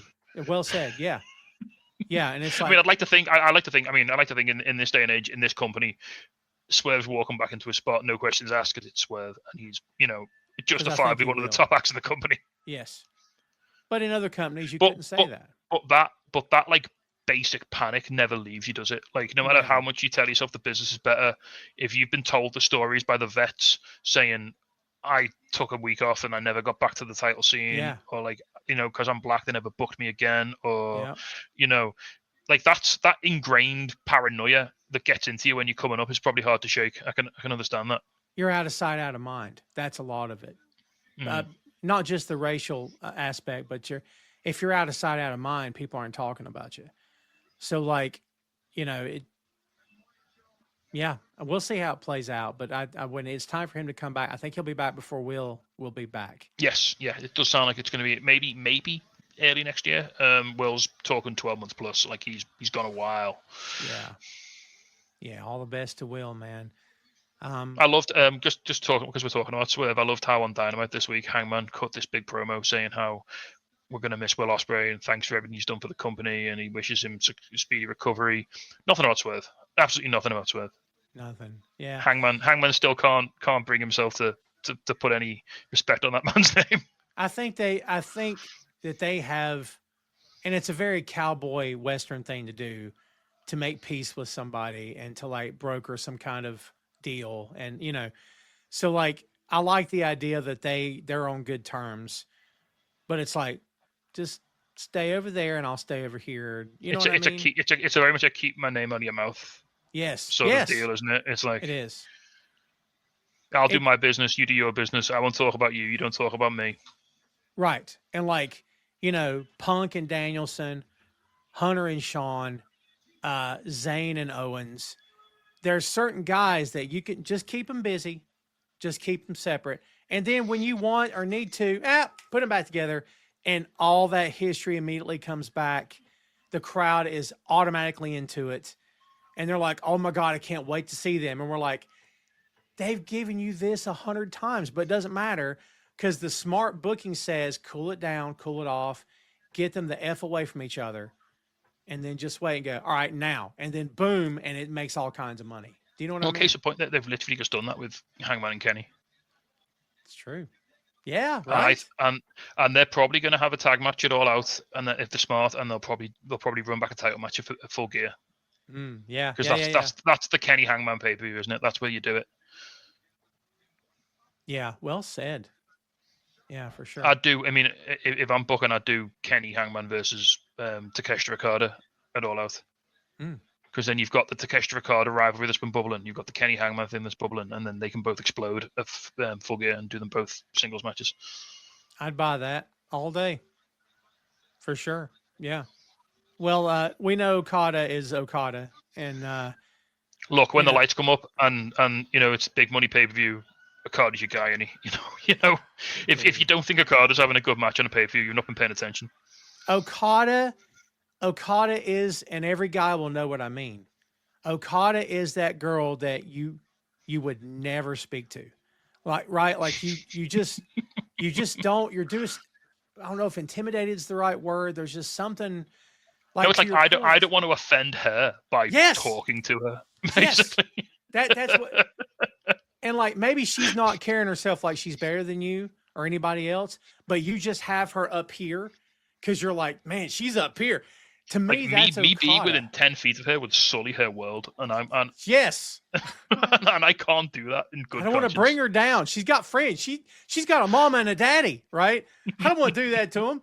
Okada is kind of like that for me. He's just like you said. It's that restaurant you're too intimidated to book a table in. That's it. Yeah, that's him for me. And like, again, people who have a problem with him and the gimmick and callous. I'm not going to say I disagree with you. I'm also not going to say I don't get it. But at the same time, kids, and man, we've hashed this a bunch on my pod. I don't know about your guys' show, but like, let's say he just didn't sign. How was he supposed to stay in New Japan forever? And like, was he supposed to keep working the same 10 G1 guys? again? You know? Yeah, keep working the same 10 guys. I mean, or was he supposed to do this for a bit? You know what I mean? Like, I kind of feel like this is the right place for him, man. I mean, the man is 37 years old. He is.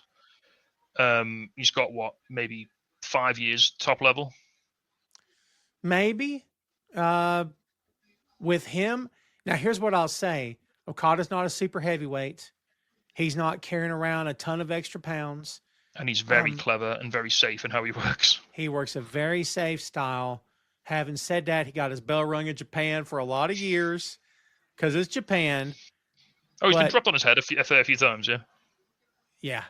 Yeah, for sure. Man, when Swerve, I'm watching it back, Swerve did that spot over the top rope and landed crooked on his knee. I'm like, I don't know if you're really hurting, but God, you're smart. Because we all know that you're going to go out. Do you know what I mean? I think Swerve's one of probably the top 5 smartest guys in the business. I agree with that. Yeah. Like I said to you before, everything he does has a meaning. There's no wasted motion. There's no superfluous words. Everything he says has meaning. Everything he does has meaning. Yeah. And you know, we got Okada versus Swerve in the UK on a worldwide stage on live pay-per-view. And like, I don't know if you could have ever predicted that, but you know, here we are. I love where we are. Like, people can get upset about ratings and small crowds. I don't really care at this point. I don't care. I'm so grateful and happy this company is doing their thing. If the other company has anything to say about it, they won't be. Because as we all know, they'd love to see this company shut down. And just deprive of us of all this great wrestling, dude. And not just that, like, I mean, look, you can like what you like. You can do whatever. Sure. And like, if the WWE were putting on a show at the bottom of my garden, I'd draw the curtains. I wouldn't watch it.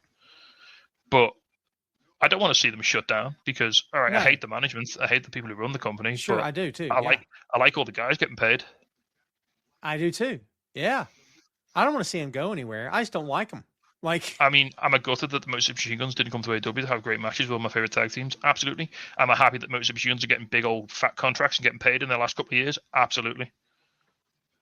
Do I like that Cody has become an amazing international household name? Buddy, I sure am. I like Cody a lot. The politics stuff, it always gets me.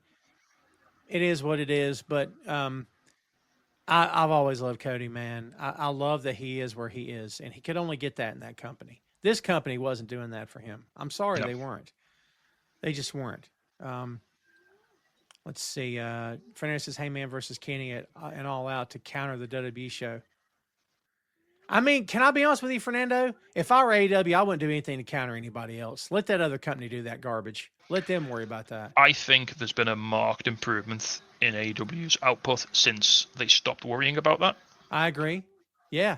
Because there was a bit where they were hot shotting stuff and they were doing some sort of, not car crash booking, but they were doing some sort of rushed bookings to sort of put big matches on at certain times. And Tony was trying to tweet out, well, watch this at this. We're gonna start with John Moxley's gonna defend the title in the first 5 minutes of the show. And you know, but now they're just like, no, look, we've got the best product. If you want to watch it, come and watch it. Yeah. It's a marathon, not a sprint. I hate to be so cliche. It's a marathon, not a sprint. You don't have to conquer the world in one match. You can just, build it up over time. I think it's just such the right way to do it, man. Just let your product breathe. Let it do its thing. Yep. Trust your guys because you've got the best guys. Yes. Let them put the show on and just let them go and do their thing. The guys and the girls you've got there, they can knock it out the park every week. We've seen it happen for a couple of years now. Yep. I agree with that. Let's move on to Timeless Tony Storm defeating Athena to retain the AEW Women's World Championship. There were some folks had a problem with this. And I'm like, I don't know how you see it. I never believed Athena was getting built up to defeat Tony. I wasn't feeling it. I didn't think it was going to happen. So I think they did a good job of just doing enough to make you believe it's a possibility. some people were talking about it like it was a done deal, like and this is why this really upsets me about like wrestling fans will get in this mode where like I've convinced myself that this has to happen, and if it doesn't, I'm going to be upset because what I wanted didn't happen. And it's like, well, now you're just ruining it for yourself, because you can have a great, and as I've shown here, you can have a wonderful match, a fantastic match with two phenomenal women, and you're going to ruin it for yourself because it wasn't what you made it in your head. Exactly. Yeah. You know, we say it all the time, and we've heard it all the time too for years. That's not the story they wanted to tell. Like sometimes. And do you know what annoys me so much as well, Tom? Is like people will go and see a movie, and it will pull like a really good subversive twist ending, and people will come out of the movie going, "That blew my mind. I didn't see that coming. Yeah. It was so refreshing. It was so like." But then when you go to watch a wrestling show, if you don't get exactly what you want, you're furious because like the person I thought was going to win didn't win, and they tricked me. And it's like, well, make your mind up. What's good for the goose is good for the gander. You know what I mean? It's like, I think there's such a deep. We could do a whole show on this, by the way, so I better be careful. I think there's such a deep emotional tie to pro wrestling because it comes to town, and it comes on your TV, and it's regular, and there's never a rerun, and it's always, I don't want to say always fresh, but there's always different stuff happening, and you feel as though it becomes part of your life. Like, you know, this idea about here's the biggest movie star in the world. Okay, cool. But are you attached to George Clooney? Are you attached to Brad Pitt? Are you more attached to Jason Sudeikis because he's on your TV every week? Do you know what I mean? Like, it's a dependable character. You can watch him. You can enjoy it. You feel like those people are real. We feel like the folks in the Bear. We do this show long enough, they're going to start to feel like real people if they don't already. But if that were one standalone movie with a sequel 3 years later, we wouldn't feel that way. So I think a lot of that is what wrestling is, man, is that people get so emotionally invested because they feel like that they're, by some weird osmosis, they're a part of it as well. Do you know what I mean? Like, and is it like a sport thing as well? Is it because it presents as a sport and you're like sort of they're my team and like I support them? So. But like, hey, newsflash, guys, I don't know who's sports fans here, but sports teams lose. Like I spent a good half my life with my team being real bad, and we lost all the time. Yeah. You know. I mean, part of the joy of one day your team winning that ring is that it took you 5, 6, 10 years to get there. Like, you know, and because for those fans whose team wins a championship every year, I guess you're still having fun, but at some point you're like, man, where's the drama? Where's I don't know. Faye says, friend of the show, Faye, yes. Wrestling Podcast co-host Faye, her favorite wrestlers are the Young Bucks, but her favorite thing is to watch them lose matches. That's hilarious. Because she says she says she loves how they suffer. Like to her, that's the drama for her is watching them suffer and lose and struggle, and not just because when the Bucks win, it's kind of boring, isn't it? It's more fun when they're getting their asses kicked. I agree. What a healthy attitude she has, by the way. Shout out to Faye. Fernando says Thomas Tony versus Athena was better than Tony versus Mercedes. What do you think about that? I think it depends what you're into. They were both incredible matches. I mean, I'd have to watch them. I would have to go back to back on them both and to pick a winner out of them. And I don't want to. Quite frankly, I want to just enjoy them both. I'm not having a go at you there, Fernando, but like, yeah, we don't have to compare these women. Yeah, we can just celebrate that they were both incredible matches. Celebrate it. Yeah, I am totally with you on that. Yeah. Comparison is the thief of joy. Ooh, I like that. I enjoyed this match. I knew they would deliver. I'm on the record as saying, and I know it's a weird thing to, I don't want to say complain. I'm trying to complain. It's a weird thing to nitpick. I'm not crazy about the current version of Athena's character. I'm not crazy about it. I'm not feeling it anymore, but that's Tom talking. It's no one else talking. But buddy, when that stuff is turned off and she goes about the business of a wrestling match, you're reminded, God, this chick is effing great. Like you know she is, but when she hits that button, you're like, I'm glad the snarky stuff's over. Let's get to the wrestling. Because she's so good. Do you know what I mean? She is. She is a phenomenal performer. She's probably top 5 in the American women's wrestlers, you know, working today. I totally and she's agree. not 5. No, not at all. She ain't number 5. No, she's great. I mean, like again, trying to compare her and Mercedes is apples and oranges. They're totally different types of wrestler. Athena's all about the big moves and the high flying and the jumping off the top rope, but she's also got the basics down, and obviously she knows her way around the ring.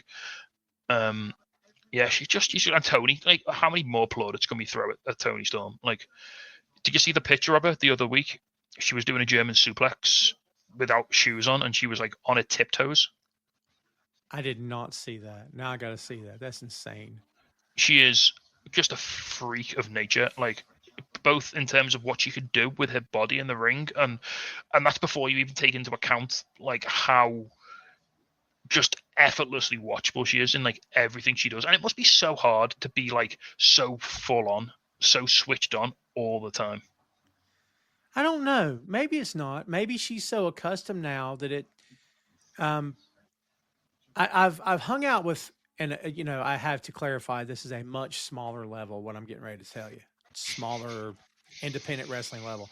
I've hung out with my fair share of wrestlers who don't really know how to turn it off, and like we'd be at dinner, and they're cutting promos at the table, and I'm like, we're all looking at each other, going, "This guy, what are you? What? Stop!" And you kind of had to tell them to be like, "Oh, my bad." Like they didn't know they were doing it. Do you know what I mean? I don't know. I wonder if she gets so wrapped up she doesn't know. Like if she's at home. So this is just clarified that I really need to go to dinner with her and Juice Robinson, because I think that would be the greatest time. Wouldn't that be awesome? I'd want to do that anyway. Are you kidding? You know what would suck is if they were the most normal people. And Juice. So again, Juice did a interview with Renee on the YouTube channel, and I don't know how much of this was in character because it's wrestling, you can never quite tell. Sure. But one of the things he said to Renee was like, "Oh no, I get time as Tony Storm 24/7. Like the whole time she's doing this." That is awesome. So if he's telling the truth, then oh boy. You know what I love is that entrance that she had when she came out with the full white and the collar, and she's doing this. You know what went through my head when I saw her? I thought this is something the other company would do on day one with a talent, on day one of a new woman, and that crowd would go, pfft, and she'd get laughed out of the building. Tony has earned this. Tony has built up to the point. She's gone like one step at a time, like further and further into parody and into sort of, yeah. And so this, I don't know if you know, this was, I don't know if it was explicitly, but it was very close to a character from the show Blackadder. Interesting. So Blackadder, you might know it. It's the Rowan Atkinson historical comedy. The really famous series is it follows the same lineage of a royal, like a sort of aristocratic family through several generations, and it starts in like I think it's medieval times, or maybe the Tudors might be the first season, and it ends with in the First World War with him dying, and that's the end of his family lineage. Well, you just gave the whole thing away because I've never it. I have it saved on a streamer, the entire series. I just haven't started watching. Look what you just did. The really famous series is the last one, which is set. He's an officer in the First World War, and it's so well written that they actually show it in schools, in history classes. I've seen clips because Hugh Laurie was in that show. I've seen clips. Yep, Hugh Laurie was in it. Stephen Fry, I think, pops up. Yeah. When I don't know the character, I'm getting so off target. When the little character comes up and he goes, what was he telling me? He said, "You don't know anything," or he said, "Deny everything." So he gets up there and he's like, "Are you not?" And he asks him his name. He goes, "No, I'm not." And they're like, "What?" So he denies because he's doing what he was told. He denies everything. I don't know the character. It's so good. Yeah, so it was a reference to one of the Tudor characters from that. I think it's Prince George. So it's like the powdered sort of foppy, white-haired Georgian Elizabethan Tudor, like sort of dandy sort of character. Yeah, yeah. I get that dandy reference. I know what you mean. If you've seen the film The Favourite, I don't think I've seen that. George Lathama's film with Emma Stone. It's fantastic. Emma Stone, Raquel Weisz, and Olivia Colman. It's very similar to Nicholas Holt's character in that. He plays an incredible dandy. Maybe I think I know what you're talking about. Yeah, for sure. Nicholas Holt's fantastic. I love this match. I didn't expect Athena to win. JP says, what would have been the point of Athena winning? What would they do with Tony then? No, Tony's not. I don't think Tony's just. I think if Tony were to drop that belt and be gone for a while, it's because she's taking a vacation, because she's earned it.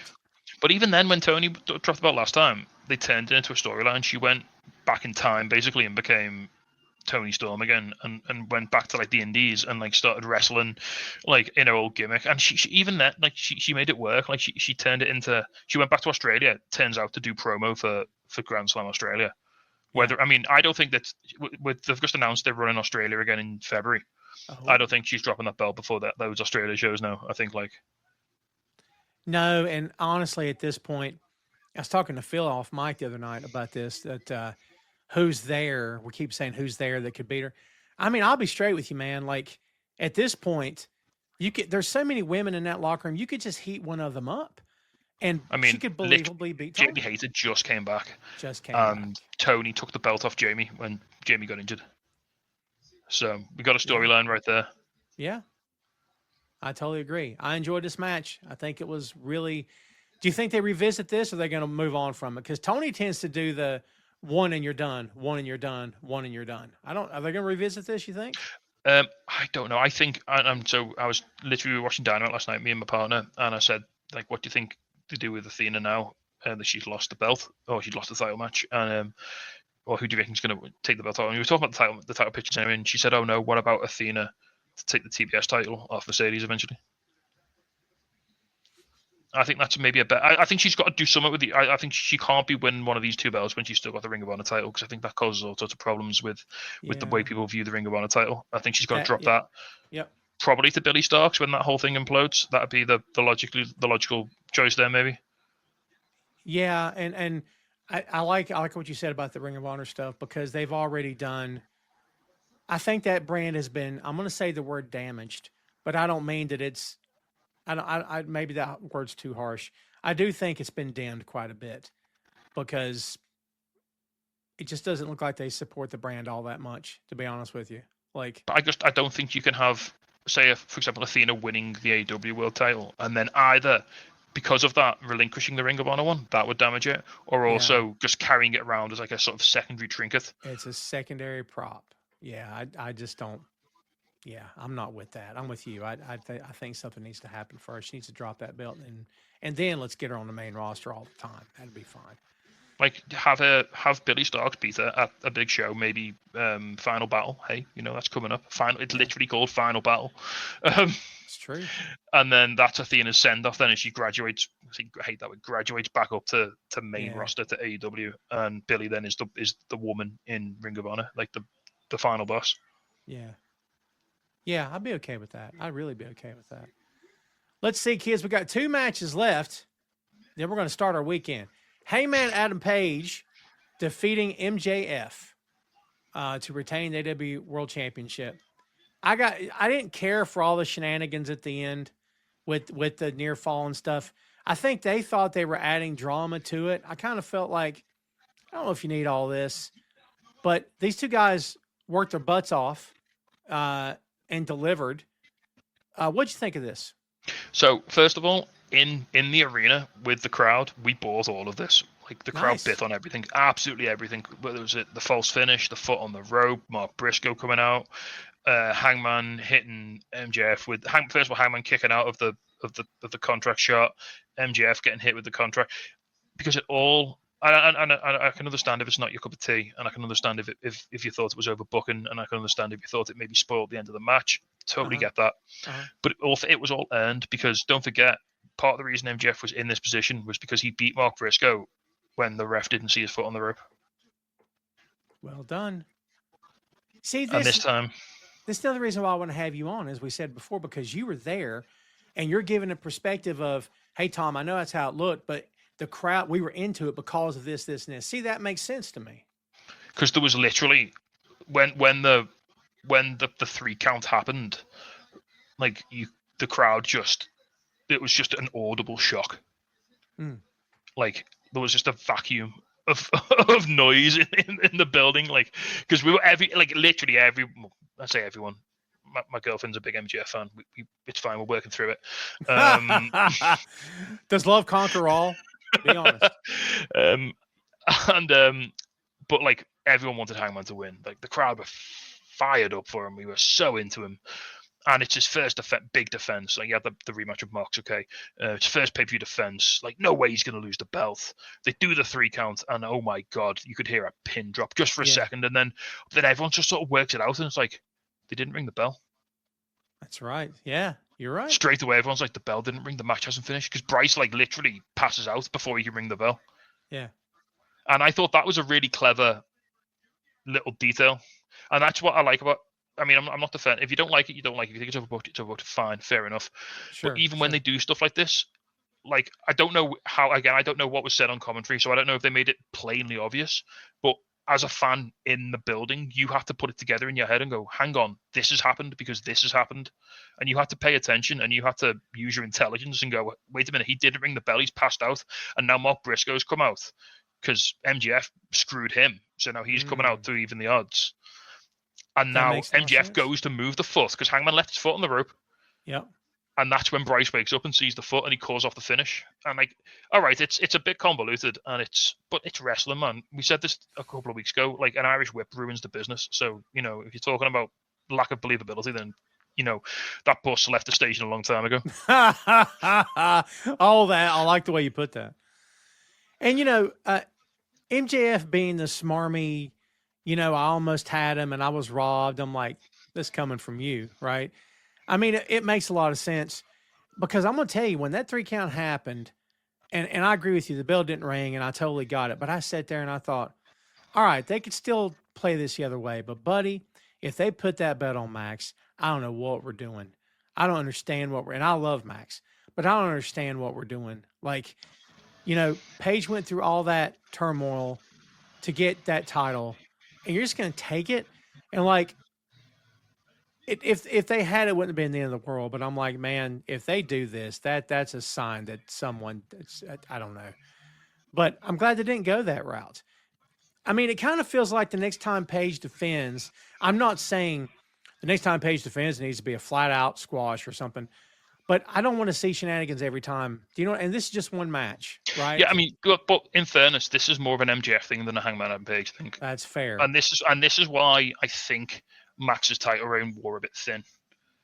Because when he does this in every match, when he's the champion, it happens all the time. All the time.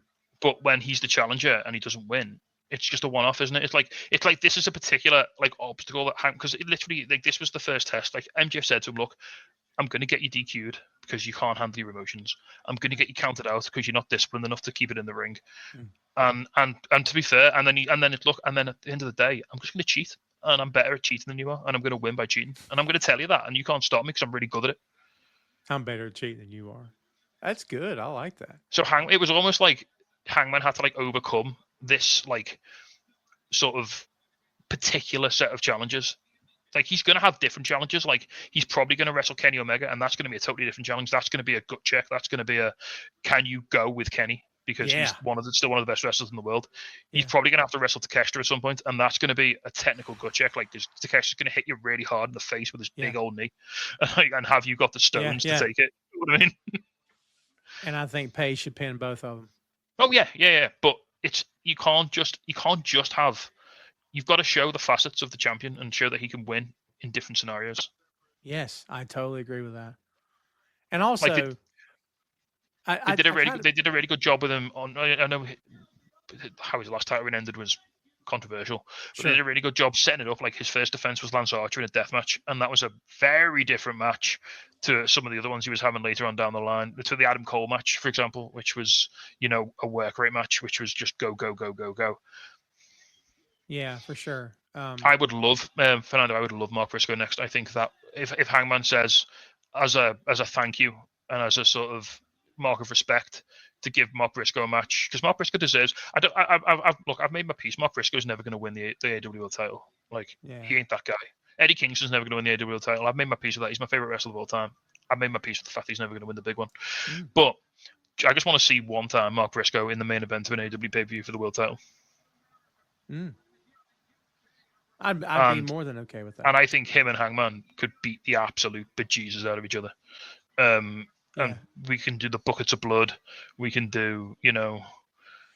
And honestly, I still don't think Jericho should have beat Briscoe for that RH World title. I don't know why that even happened. I mean, yeah, I don't understand that. But this was a solid. If not for Ospreay going out, would this have been the main event? No. They were never going to not do that cage because of the logistics of it. I think they had to do that cage match last. Because there was so much detritus around the ring afterwards. Oh my God! When I saw him trying to run around the ring, and I'm like, I don't think are you gonna fit? That's. But you know what? I'm gonna give all the credit in the world to Max in this match because he knew exactly what role he had to play in this, and he played it to perfection. When they're so sweaty that the white tape on their wrists are brown from blood and wet, and he's exhausted, you're like, that's a good wrestling match right there. Yeah, and you can say the finish was overbooked, and you can say you didn't care for the shenanigans, but sure. goddamn, if you didn't think these two guys put their working boots on, then they were fantastic. They were fantastic, no doubt about it. 31 minutes and 40 seconds was the second longest match on the card, topped only by the main event, 32 minutes, 30 seconds. Golden Lovers, Kenny Omega and Kota Ibushi, Darby Allin, Hiroshi Tanahashi, and Will Ospreay defeating the Death Riders, Claudio and Mox, the Young Bucks, and Gabe Kidd. Lights out, steel cage match. Go ahead, do this one. What do you think? So I want to draw real special attention to there was a beautiful video package before Ospreay's entrance, which was narrated by his partner Alex Windsor. Yeah. It literally made me cry. It was so beautiful. It set me off again just thinking about it. Just saying she's so proud of him, everything's accomplished. There was a line in there which is as long as you're not afraid of what comes next, I'm not afraid of what comes next. And it was and then Will came to the ring, and Will Ospreay was bawling his eyes out on his entrance. He was so emotional. I mean, it's making me well up just thinking about it. You could even see it without the video screens. You could see it, the emotion all across his face. And then he gets up on top of the cage, and 18,000 people chanting his name. It was a real special moment. I was real glad I was there for it. It was absolutely phenomenal. That's great. Then that was, and then we go to the other end of the spectrum, and we have the Young Bucks run to Mbop by Hansen. Oh my God! And Kenny jamming out to it was pretty funny. It's just incredible. It's just the Young Bucks are as I say, Faye loves it when they suffer. I know they're they polarize idiots on the internet, but you can say what you want about the Young Bucks. They are not afraid to take the PISS out of themselves. Well, and also, as I said earlier about Athena, in a different sort of conversation, you can argue about the Bucks all day, but when that bell rings, the Bucks are turned on. They go. They just go. They still do it. You know what I mean? And you want to talk about history, Tom? There was a moment in this match where it was the Bucks and the Golden Lovers in the ring, and the crowd just knew. They were just the murmurs just washed over the crowd. Yeah. That's a callback to a match that happened in New Japan. I'm sure you've seen it. It's my favorite wrestling match of all time. Oh wow, interesting. The Bucks. How the far Golden back Lovers. was that? God, it was 2017, maybe 2018. Yeah, it was right before AEW started. Yeah. That sounds about right, because AEW started in 2019. 2019, yeah.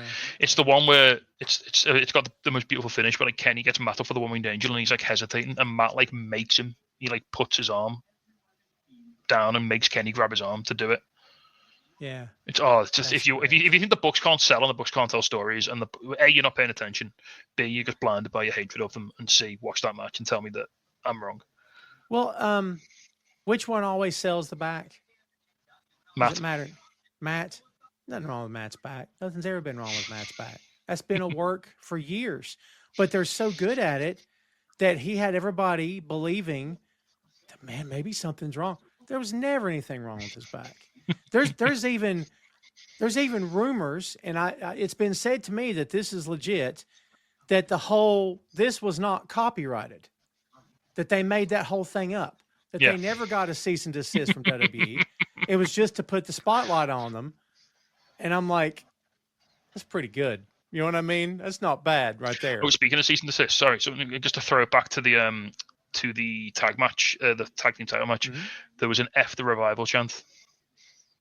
Oh my God. Did I miss that? And it got a little smirk off Cash, which was kind of cool. That's really good. I'll say this about Ibushi in this match, dude. He's back to being in phenomenal shape. He is good to go. Yeah. When he came back from injury, it's like a year or whatever it's been. I was like, he's not quite ready. You could tell out of shape was the word. He wasn't quite ready. Do you know what I mean? It was the Blood and Guts match, wasn't it? Yeah, yeah. Yeah, you could tell. He still did great, but like you could tell, that's not really Kota right there. But he's all right. He's okay. You'll be fine. Yeah. Claudio absolutely continues to amaze me. Like, the man is in his 40s, right?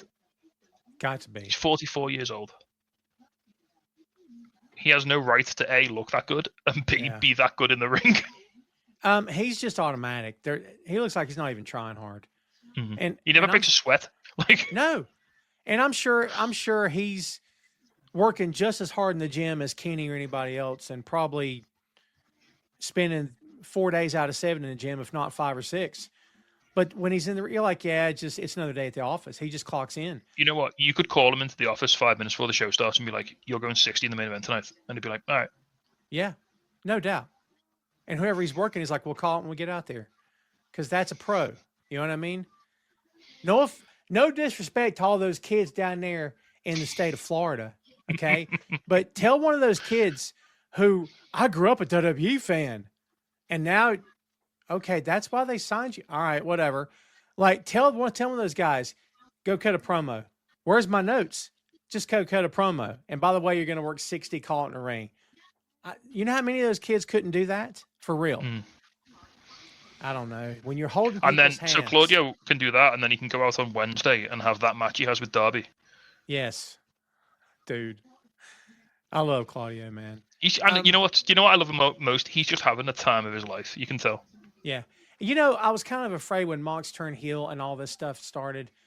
I'm like, Claudio's not really saying much. He's just kind of John's shadow. Boy, I hope this doesn't. But man, I don't think it's affected him negatively in the slightest.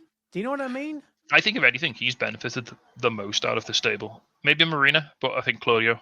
Marina, yeah.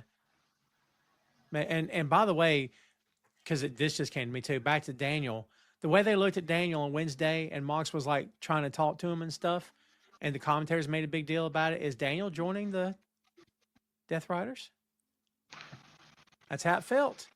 He's certainly got some things to think about, hasn't he? Because he cut that promo, he cut that little backstage interview saying like, who forgot, who's here, like, who's gonna help me, like, you know. Yeah, right. Yeah, we'll see. Well, the cage match, did it live up to your expectations? Did everything work for you here? Yeah, it was in a way weirdly safe. Like, nothing really very crazy happened, but in a good way, because like a lot of these guys are pretty banged up. Apart from Darby in his ear and the death-defying dive. Well, so apparently I didn't realize the Darby ear thing. I think they called that on the fly because I think Darby's earring got ripped out. Wow. Because there was a bit in the match, he handcuffed himself to Mox, didn't he? And they were doing some moves together and stuff. And I think the handcuff whipped the chain, caught his earring on one of the suplexes or something. So then they just called it on the spot. Darby was just like, "There's a hole in my ear, stick something in it." Oh my god, dude. So Mox is like, "I've got a massive fork that I can put in that ear," because of course Moxie's got a massive fork hidden somewhere in the arena. That's the funniest thing ever. John's like, "I got a fork. Let me just get a fork." It's like, sure, John. I'll put something in your ear, man. Don't you worry about that. Yeah. Yeah, it's like, so John, tonight you're working so-and-so, you're working whoever. And, all right, cool. I got a fork. And they're like, "John, you don't need a fork. No silverware tonight. No cutlery, John. Just go work the match." That's funny. Is it safe to say that maybe, I've said this before and I had people raise their eyebrows at me.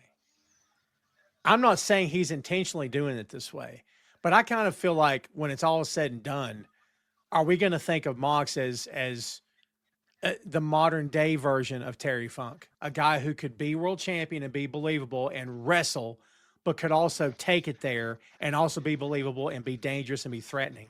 Do you know what I mean? First of all, I think Moxley would secretly really love that comparison. I do too. But I think he would very publicly never claim to want to be that. 100%. But I think absolutely. I think because obviously one of the things about Funk is that although he could bleed and he could brawl and he could hit you with a piece of barbed wire, he could also go. Yeah, And people forget that. it's true. Like man could wrestle. Like and like I've listened to a lot of interviews with deathmatch wrestlers, like guys like Ricky Shane Page, Moxley himself, and that he says like whenever he was training, they'd always say like he'd go to school and be like, I want to learn how to be a deathmatch wrestler. And they go, okay, but first we need to teach you how to be a wrestler. Yeah, no kidding. Like any loser can hit someone with a light tube, or like jump through a pane of glass. But no, you do it properly. You learn the basics. You learn safe working, and then you add the deathmatch stuff on top. And that's what separates people like Moxley. Because like again, like you go on the internet and you find people who are idiots who will complain that Moxley's they'll use cornetisms and they'll say he's a mud show guy who just throws light tubes at people and bleeds for a living and that's all he's good for. Man can work. If you can't see that, then what are you doing? Yeah, I don't understand that. I don't understand that criticism either. Your man's been PWI top ranked wrestler of the year. He's been number one. I like how people who are only watch WWE will point out the blood and stuff now and go, look what's happening. I'm like, do y'all not know he had a career before he ever got signed to WWE? Do y'all not know he was doing this stuff before he ever got there? What are you talking about? Like, I don't get that, man. I don't get that. Tribalism is insane to me. But I will say, so Moxley, especially post-title, my God, I think he's back to his absolute best. He's firing. I love him so much now in this role, like where he's like, he doesn't have the pressure of like having the title matches. Like he can just cut loose and do the silly stuff. Was that belt an albatross for him at some point? I don't think it was necessarily an albatross. I just don't think. I think it like sort of shackled him a little bit. Like he had to wrestle like the serious guys, didn't he? And have like the serious title match. He could do a little bit of bleeding here and there, and I'm not saying that's all he can do, but it just feels like he's got the creative freedom back in his matches now to just do like what he wants. If that makes sense. Yeah, it does. Yeah, for sure. Yeah, I've said this before the past couple of weeks. I think the company's better for John having been there. And I agree with Tony Khan I think it was in the pre-show press conference, not the post one. He said like because they asked him about Moxley and like not being the champion anymore, and he said, and again I didn't really enjoy Moxley's reign that much while it was happening, and I think that was kind of the point. But again, we've had this discussion. You can't book something that's unintentionally bad. You can't book something intentionally bad and claim that it's good because it's not. It's still bad. But Tony said like every time John's been world champion, after his title reign's finished, the company's been in a stronger position than it was. Oh, I like that. I think that makes sense. And I think you can accept that Moxley's reign was a little weird and a little bit restrictive and a little bit sort of suffocating, but at the same time, we appreciate what's come after it a bit. And I'm not saying you should make a bad product so that you can then make a good product. Sure, because that's silly. But I can understand the sort of you've got to have the night to have the day. If you know what I mean. You can't just be all babyface paradise where the good guys win all the time and they get everything they want, and because there's no drama. Like you say, there's no drama there, is there? So yeah, that's fair. Well, I really enjoyed this match. I thought everybody delivered. I'm glad everybody. Particular highlight was Kota Ibushi. Well, the particular highlight was several wrestlers, including Ibushi, telling Tanahashi not to go up a ladder. Yeah. Because he's like, I'm going to jump, and he's like, no, you're not. No, Tana, come back down. I'm glad Tana's okay. Every time that dude works now, I'm like, please. He had a good G1 too, but like, don't make Tana run down the ramp. Just be careful. You know what I mean? Oh man, so I'll tell you a little bit of So he worked his last sort of like sanctioned match in the UK, because this was billed as his last UK match, but it was an unsanctioned match. He worked his last sanctioned match at Red Pro, and it was like a 10-man tag, and it was like real safe. He didn't have to do an awful lot. There was a period of about 5 minutes where he just lay in the ring by himself while everyone else brought around the outside. So maybe his knees weren't doing too well. Yeah. But afterwards, like Shibata gave him a big hug, and that was really nice because like they, obviously they were like guys together at one point, and then Shibata left and whatnot. And then everyone sort of like gave him his flowers and stuff, and then they gave him a microphone, and he cut like a very not a longest promo, but he just said thanks to all the fans, and he said like it was really simple. He just said, for me, the end of my career is coming up, but until then, I'm going to try as hard as I can. I love that guy. I say those things, but I don't want him to go. You know what I mean? I really don't want him to go. It was just so simple. It was so beautiful. It's like, yeah, we all know your body's falling apart, mate. But we still love you. Like, I don't care if your sling blades like take 5 minutes to happen. Yeah, it's fine. I'll watch him all night. Don't you worry about it.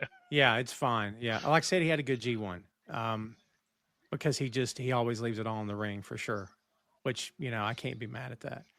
And it was probably the same in this main event. It was probably the same in Red Pro, because both matches ended the same way. He hit the high fly flow, and those guys were lining up in the back to claim that they're the ones going to take that finisher. Yeah, yeah. Because everybody wants to take the finisher off Tano, don't they? Everyone wants to be there to be saying, "He hit it on me." Just like everybody wants JR to call their match. It's kind of the same thing, right? Like, I'll let Tana do that to me, no problem. You know what I mean? Yeah, that's just to say you took it. Yeah, I agree with that totally. Well, kids, there's your whole show. We did the whole thing for you. Oh, do you want to just talk briefly about the post-match angle? Oh, so yeah, they had to put the lid on it, or cap it off by taking out Ospreay. And I mean, you're just feeding into a Death Riders versus Ospreay gimmick down the road, I assume. Yeah. Yeah, I mean, obviously. So it kind of felt a little weird because we had the swerve right. We didn't talk about it. We had the swerve right off after Wardlow came back. Sorry, you forgot about that. Forgot about Wardlow. Yeah, I mean, how could you forget about Wardlow? Jesus. Right. Look, he's in the Don Callis family now. This is his last throw of the dice. If he can't get himself over here, he's a lost cause. I mean, I submit he was never hotter, and unless we're talking about when he turned on MJF, he was red hot, and then they couldn't sustain it or he couldn't sustain it. It was both. I don't know what happened. They gave him that stupid powerbomb gimmick, and it just ruined him because it was boring. Boring. No one cared about it. No, but hey, Don Callis gets people over, and say what you like about him, he gets people over. I can't argue with that. I like the idea of them calling it the Don Callis family. I like it's sort of an allusion to Bobby Heenan and his family in some weird way. And he looks like $1 million. Put him and Lance Archer in a tag team and let them murder people. Yeah. Yeah. I'd be okay with that. Or him and Josh Alexander and let them murder people. So do you think that the attack at the end was warranted? You think they should have took it that far, or just let the match end the way it did and then just say that? Because we all knew Will was going to go out. It's a pro wrestling thing to explain an injury, right? So yeah, it felt weird because they did it to Swerve as well, and we knew going into this that Swerve and Will were taking time off. Like everybody knew, even the casual fans knew. It was all over the wrestling news. And then they did the Swerve angle where he hurt his knee, and then they did the Will one as well. And it was weird because Will was already kind of saying bye to the fans in the ring. Yeah. Because he was literally in the ring waving and saying thank you, and we were all chanting thank you to Will because we knew he was going away. Yeah, for sure. But I suppose you can't let a little bit of heat get away from you, can you? No, well, I mean, as long as the plan is they're going to circle back to Mox and Will when Will comes back, I think it's fine. But along the way, what if circumstances change? You need to change John's face for some reason. I mean, you can. I mean, heaven forbid, what if something happens and John's not there when Will comes back? And you could always pivot to somebody else, but they're sowing the seeds for sure here, Yeah. Well, they're sort of doing this with Darby now, aren't they? Where they're having him sort of work his way up through the ranks. It's like a video game. You got to beat the first level boss, then you got to beat you got to get up. It'll be Gabe Kidd next by the look of how Dynamite ended. Yeah, that's good call. Good call. Yeah. And Mox is the final boss at the end. But yeah, it was weird because the show was a real fun show, and then everyone knew that Will was hurt already, and then you end on a big bummer injury angle where Will gets stretched out. Did it take the wind out of the sails of the crowd, do you think, or what? It was the last match? I mean, I'm not gonna lie to you, man. A lot of people just left because it was late. People have to get trains, and we only just got our last train out of there. Yeah. Wow. We only just got back to our hotel. We didn't get home till just gone midnight, and we left at just gone 10:30. It was weird. I mean, we did have some great little moments in there. We had Ibushi punching the cage door and hurting his hand, and then later on he tried to run and knock the cage door open and just knocked himself out. That's really good. I'm glad everybody. Also, all the babyfaces forgot how to climb the cage somehow. Yeah, I know, right? It's an awkward. I think it's that bit at the top that just makes it awkward because it's. Yeah, I'm glad everybody's okay. Let's put it that way, because I'm looking at it right now and it's. I love how again, and maybe this was just the storytelling they demonstrated, because at the start of the match when the entrances happened, Will's the only person who climbs up the cage and then climbs back down the other side. Did you see any holes in the cage in the mesh, by the way? No. I mean, I probably wasn't close enough to spot that. But throughout the match, Moxley, Yuta, and Ospreay are the only people who climb the cage. Yeah. I don't and see Gabe. holes. And Gabe and Darby, but Gabe and Darby are dead because they go flying through like a Yes. trillion tables. Dead, yeah. There's no So holes. by the end That's of the fine. match, the only person on the babyface team who they've shown as having climbed the cage is Ospreay, and he's the one getting like murdered in the middle of the ring. Yeah. So Yeah, that there's no holes. That's insane. Whose freaking idea was that? Yeah, Ospreay climbed it like it was a ladder. He just scurried right up it. but he's a freak. He's a freak of nature, right? Will Ospreay is. Tom ain't climbing that. I don't know if Tom could climb it with holes and help. Do you know what I mean? I couldn't climb that if you gave me a winch. If you And put a winch me up. machete in a man's hand and had him chase me up the cage, I don't know if I could get up that cage. I'd try. It's like, well, if he just gets my foot, that'll be fine. I can live on just the one foot. You know what I mean? I'll get up eventually. But yeah, so we had the ops come out as well, and like eventually they raised the cage up, That's true. and yeah, the amount of people I don't know if it came across on, I don't know how much of it you saw on TV, but the amount of people who were chanting for Eddie Kingston. Oh, yeah. Dude, people want him back, man. Which he's my favorite wrestler of all time. That warm cockles my heart. I mean, if he'd have come back, I would have just been, I would have been intolerable. I would have been, oh my God, I wouldn't have slept. I don't know if he's clear. I don't even know what the word cleared means, but I won't get into it.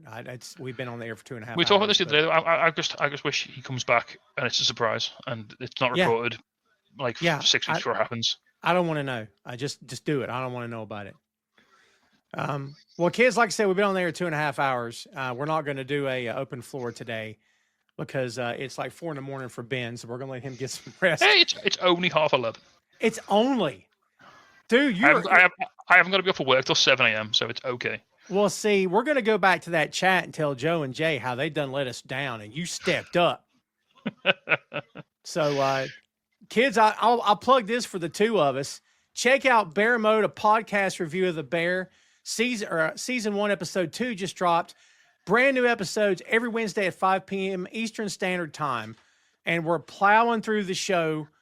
And we're probably going to record this coming Monday if everybody's available. Yeah, and I'll tell you, we're having a hell of a time recording them. It's so much fun. So much fun.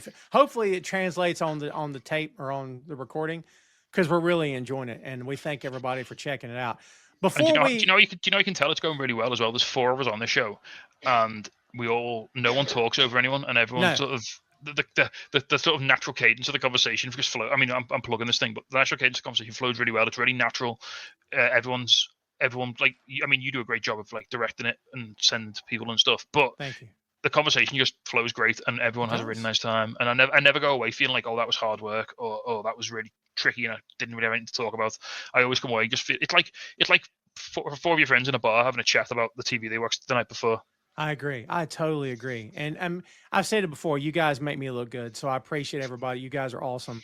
But no, I feel the way you do. Like every time we do our thing, it's just I believe you have to have what's the word? It's escaping me. Cohesion, chemistry. You got to have chemistry. And like, I never recorded with Joe in my life until we did the first episode of the TED Show. And suddenly we're good. But like, you know what I mean? So I feel like you really need to know how to do this. If you know how to do this and you run into someone else that knows how to do this, you're probably going to be okay. But I've been on the air with folks here and there, and I got to be careful, who don't really know how to do this. And that's okay. But like when they carry themselves like they do, that's kind of, I don't really like that too much. So I'm like, yeah, you're not really awesome at this. And while that's okay, I don't think I can do this with you again because do you know what I mean? It's just hard work. That's it. Like you said earlier, it's just so much harder. And by the way, everyone should take a face plant and gummy bears in the pro wrestling ring. I'm sorry, but that was funny. Okay. Yeah, just a final thing. Yes, there was a little vignette before the show where Matt Jackson threatened one of the backstage guys, and he gave him a bag, and he was like, "Go and get the most dangerous thing you can find in London and put it." And I was like, "What's it gonna be?" And it was gummy bears, and it's like, so that was harking back to an old PWG spot they did like years and years and years ago. Mm-hmm. I like how when Kenny put him in his mouth, y'all went, oh, like it was nails or something. That was awesome. Yeah. There was a couple of we chanted like it was thumbtacks. Yeah. That was awesome. All right, I got to quit getting distracted. Plug your shows, and then let's get out of here, Ben. The big one at the moment, the one that we're all like loving is Bear Mode. Check that out. Tom's said it. I'll say it. We're having a great time. It's one of my favorite shows. We've all worked in customer service. Me, Joe, Jay have all done hospitality. Tom's done retail. So we've all got we throw in a few war stories here and there to sort of pad out our experiences, which is real good fun. You can check out Untitled Wrestling Podcast. I actually wasn't on. We've just done our Forbidden Door review. I wasn't on it, but we had Faye, Jay. We've picked up a new member, Ollie. You'll have to meet him at some point. He runs Nice. He runs a lot of board game and things. He's a real cool guy. He was down there watching it with us. We had another Scouse friend. We've got all the Liverpool fan in there now. Neil from another podcast, Fear the Big Deals. Check them out as well. They're great. He's the one who ordered me the Brody King shirt, so he's a real cool guy. He's an Everton fan, but we let that go. It's not fine. Check out Untitled Wrestling Podcast. Check out Fear the Big Deals. Check out Damn It Vacant as well, and Hallmark of Greatness, which is Joe's podcast. They're excellent. My partner Sarah, she listens to them when she's working from home, so I hear them quite a lot, and they are muy bueno. Teamwork, I like it. Teamwork, interpromotional.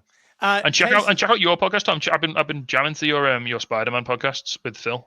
Hey man, I appreciate it. We just did Equalizer Part 2, so I'll be putting that one out next week. But yeah, we did the Andrew Garfield. Almost called him Toby Garfield.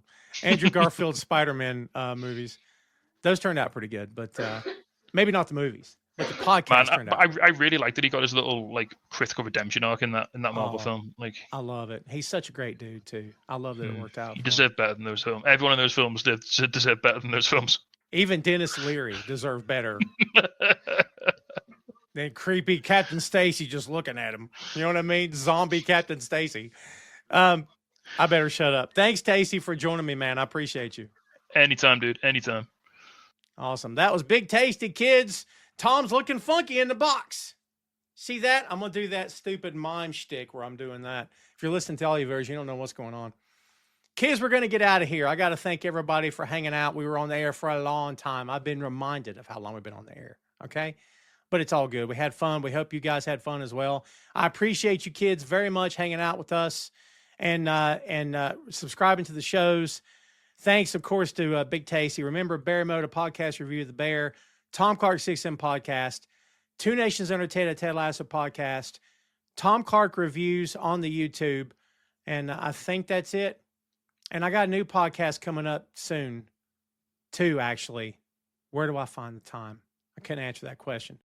That's all I got for you, kids. I appreciate you very much. And we'll see you next time.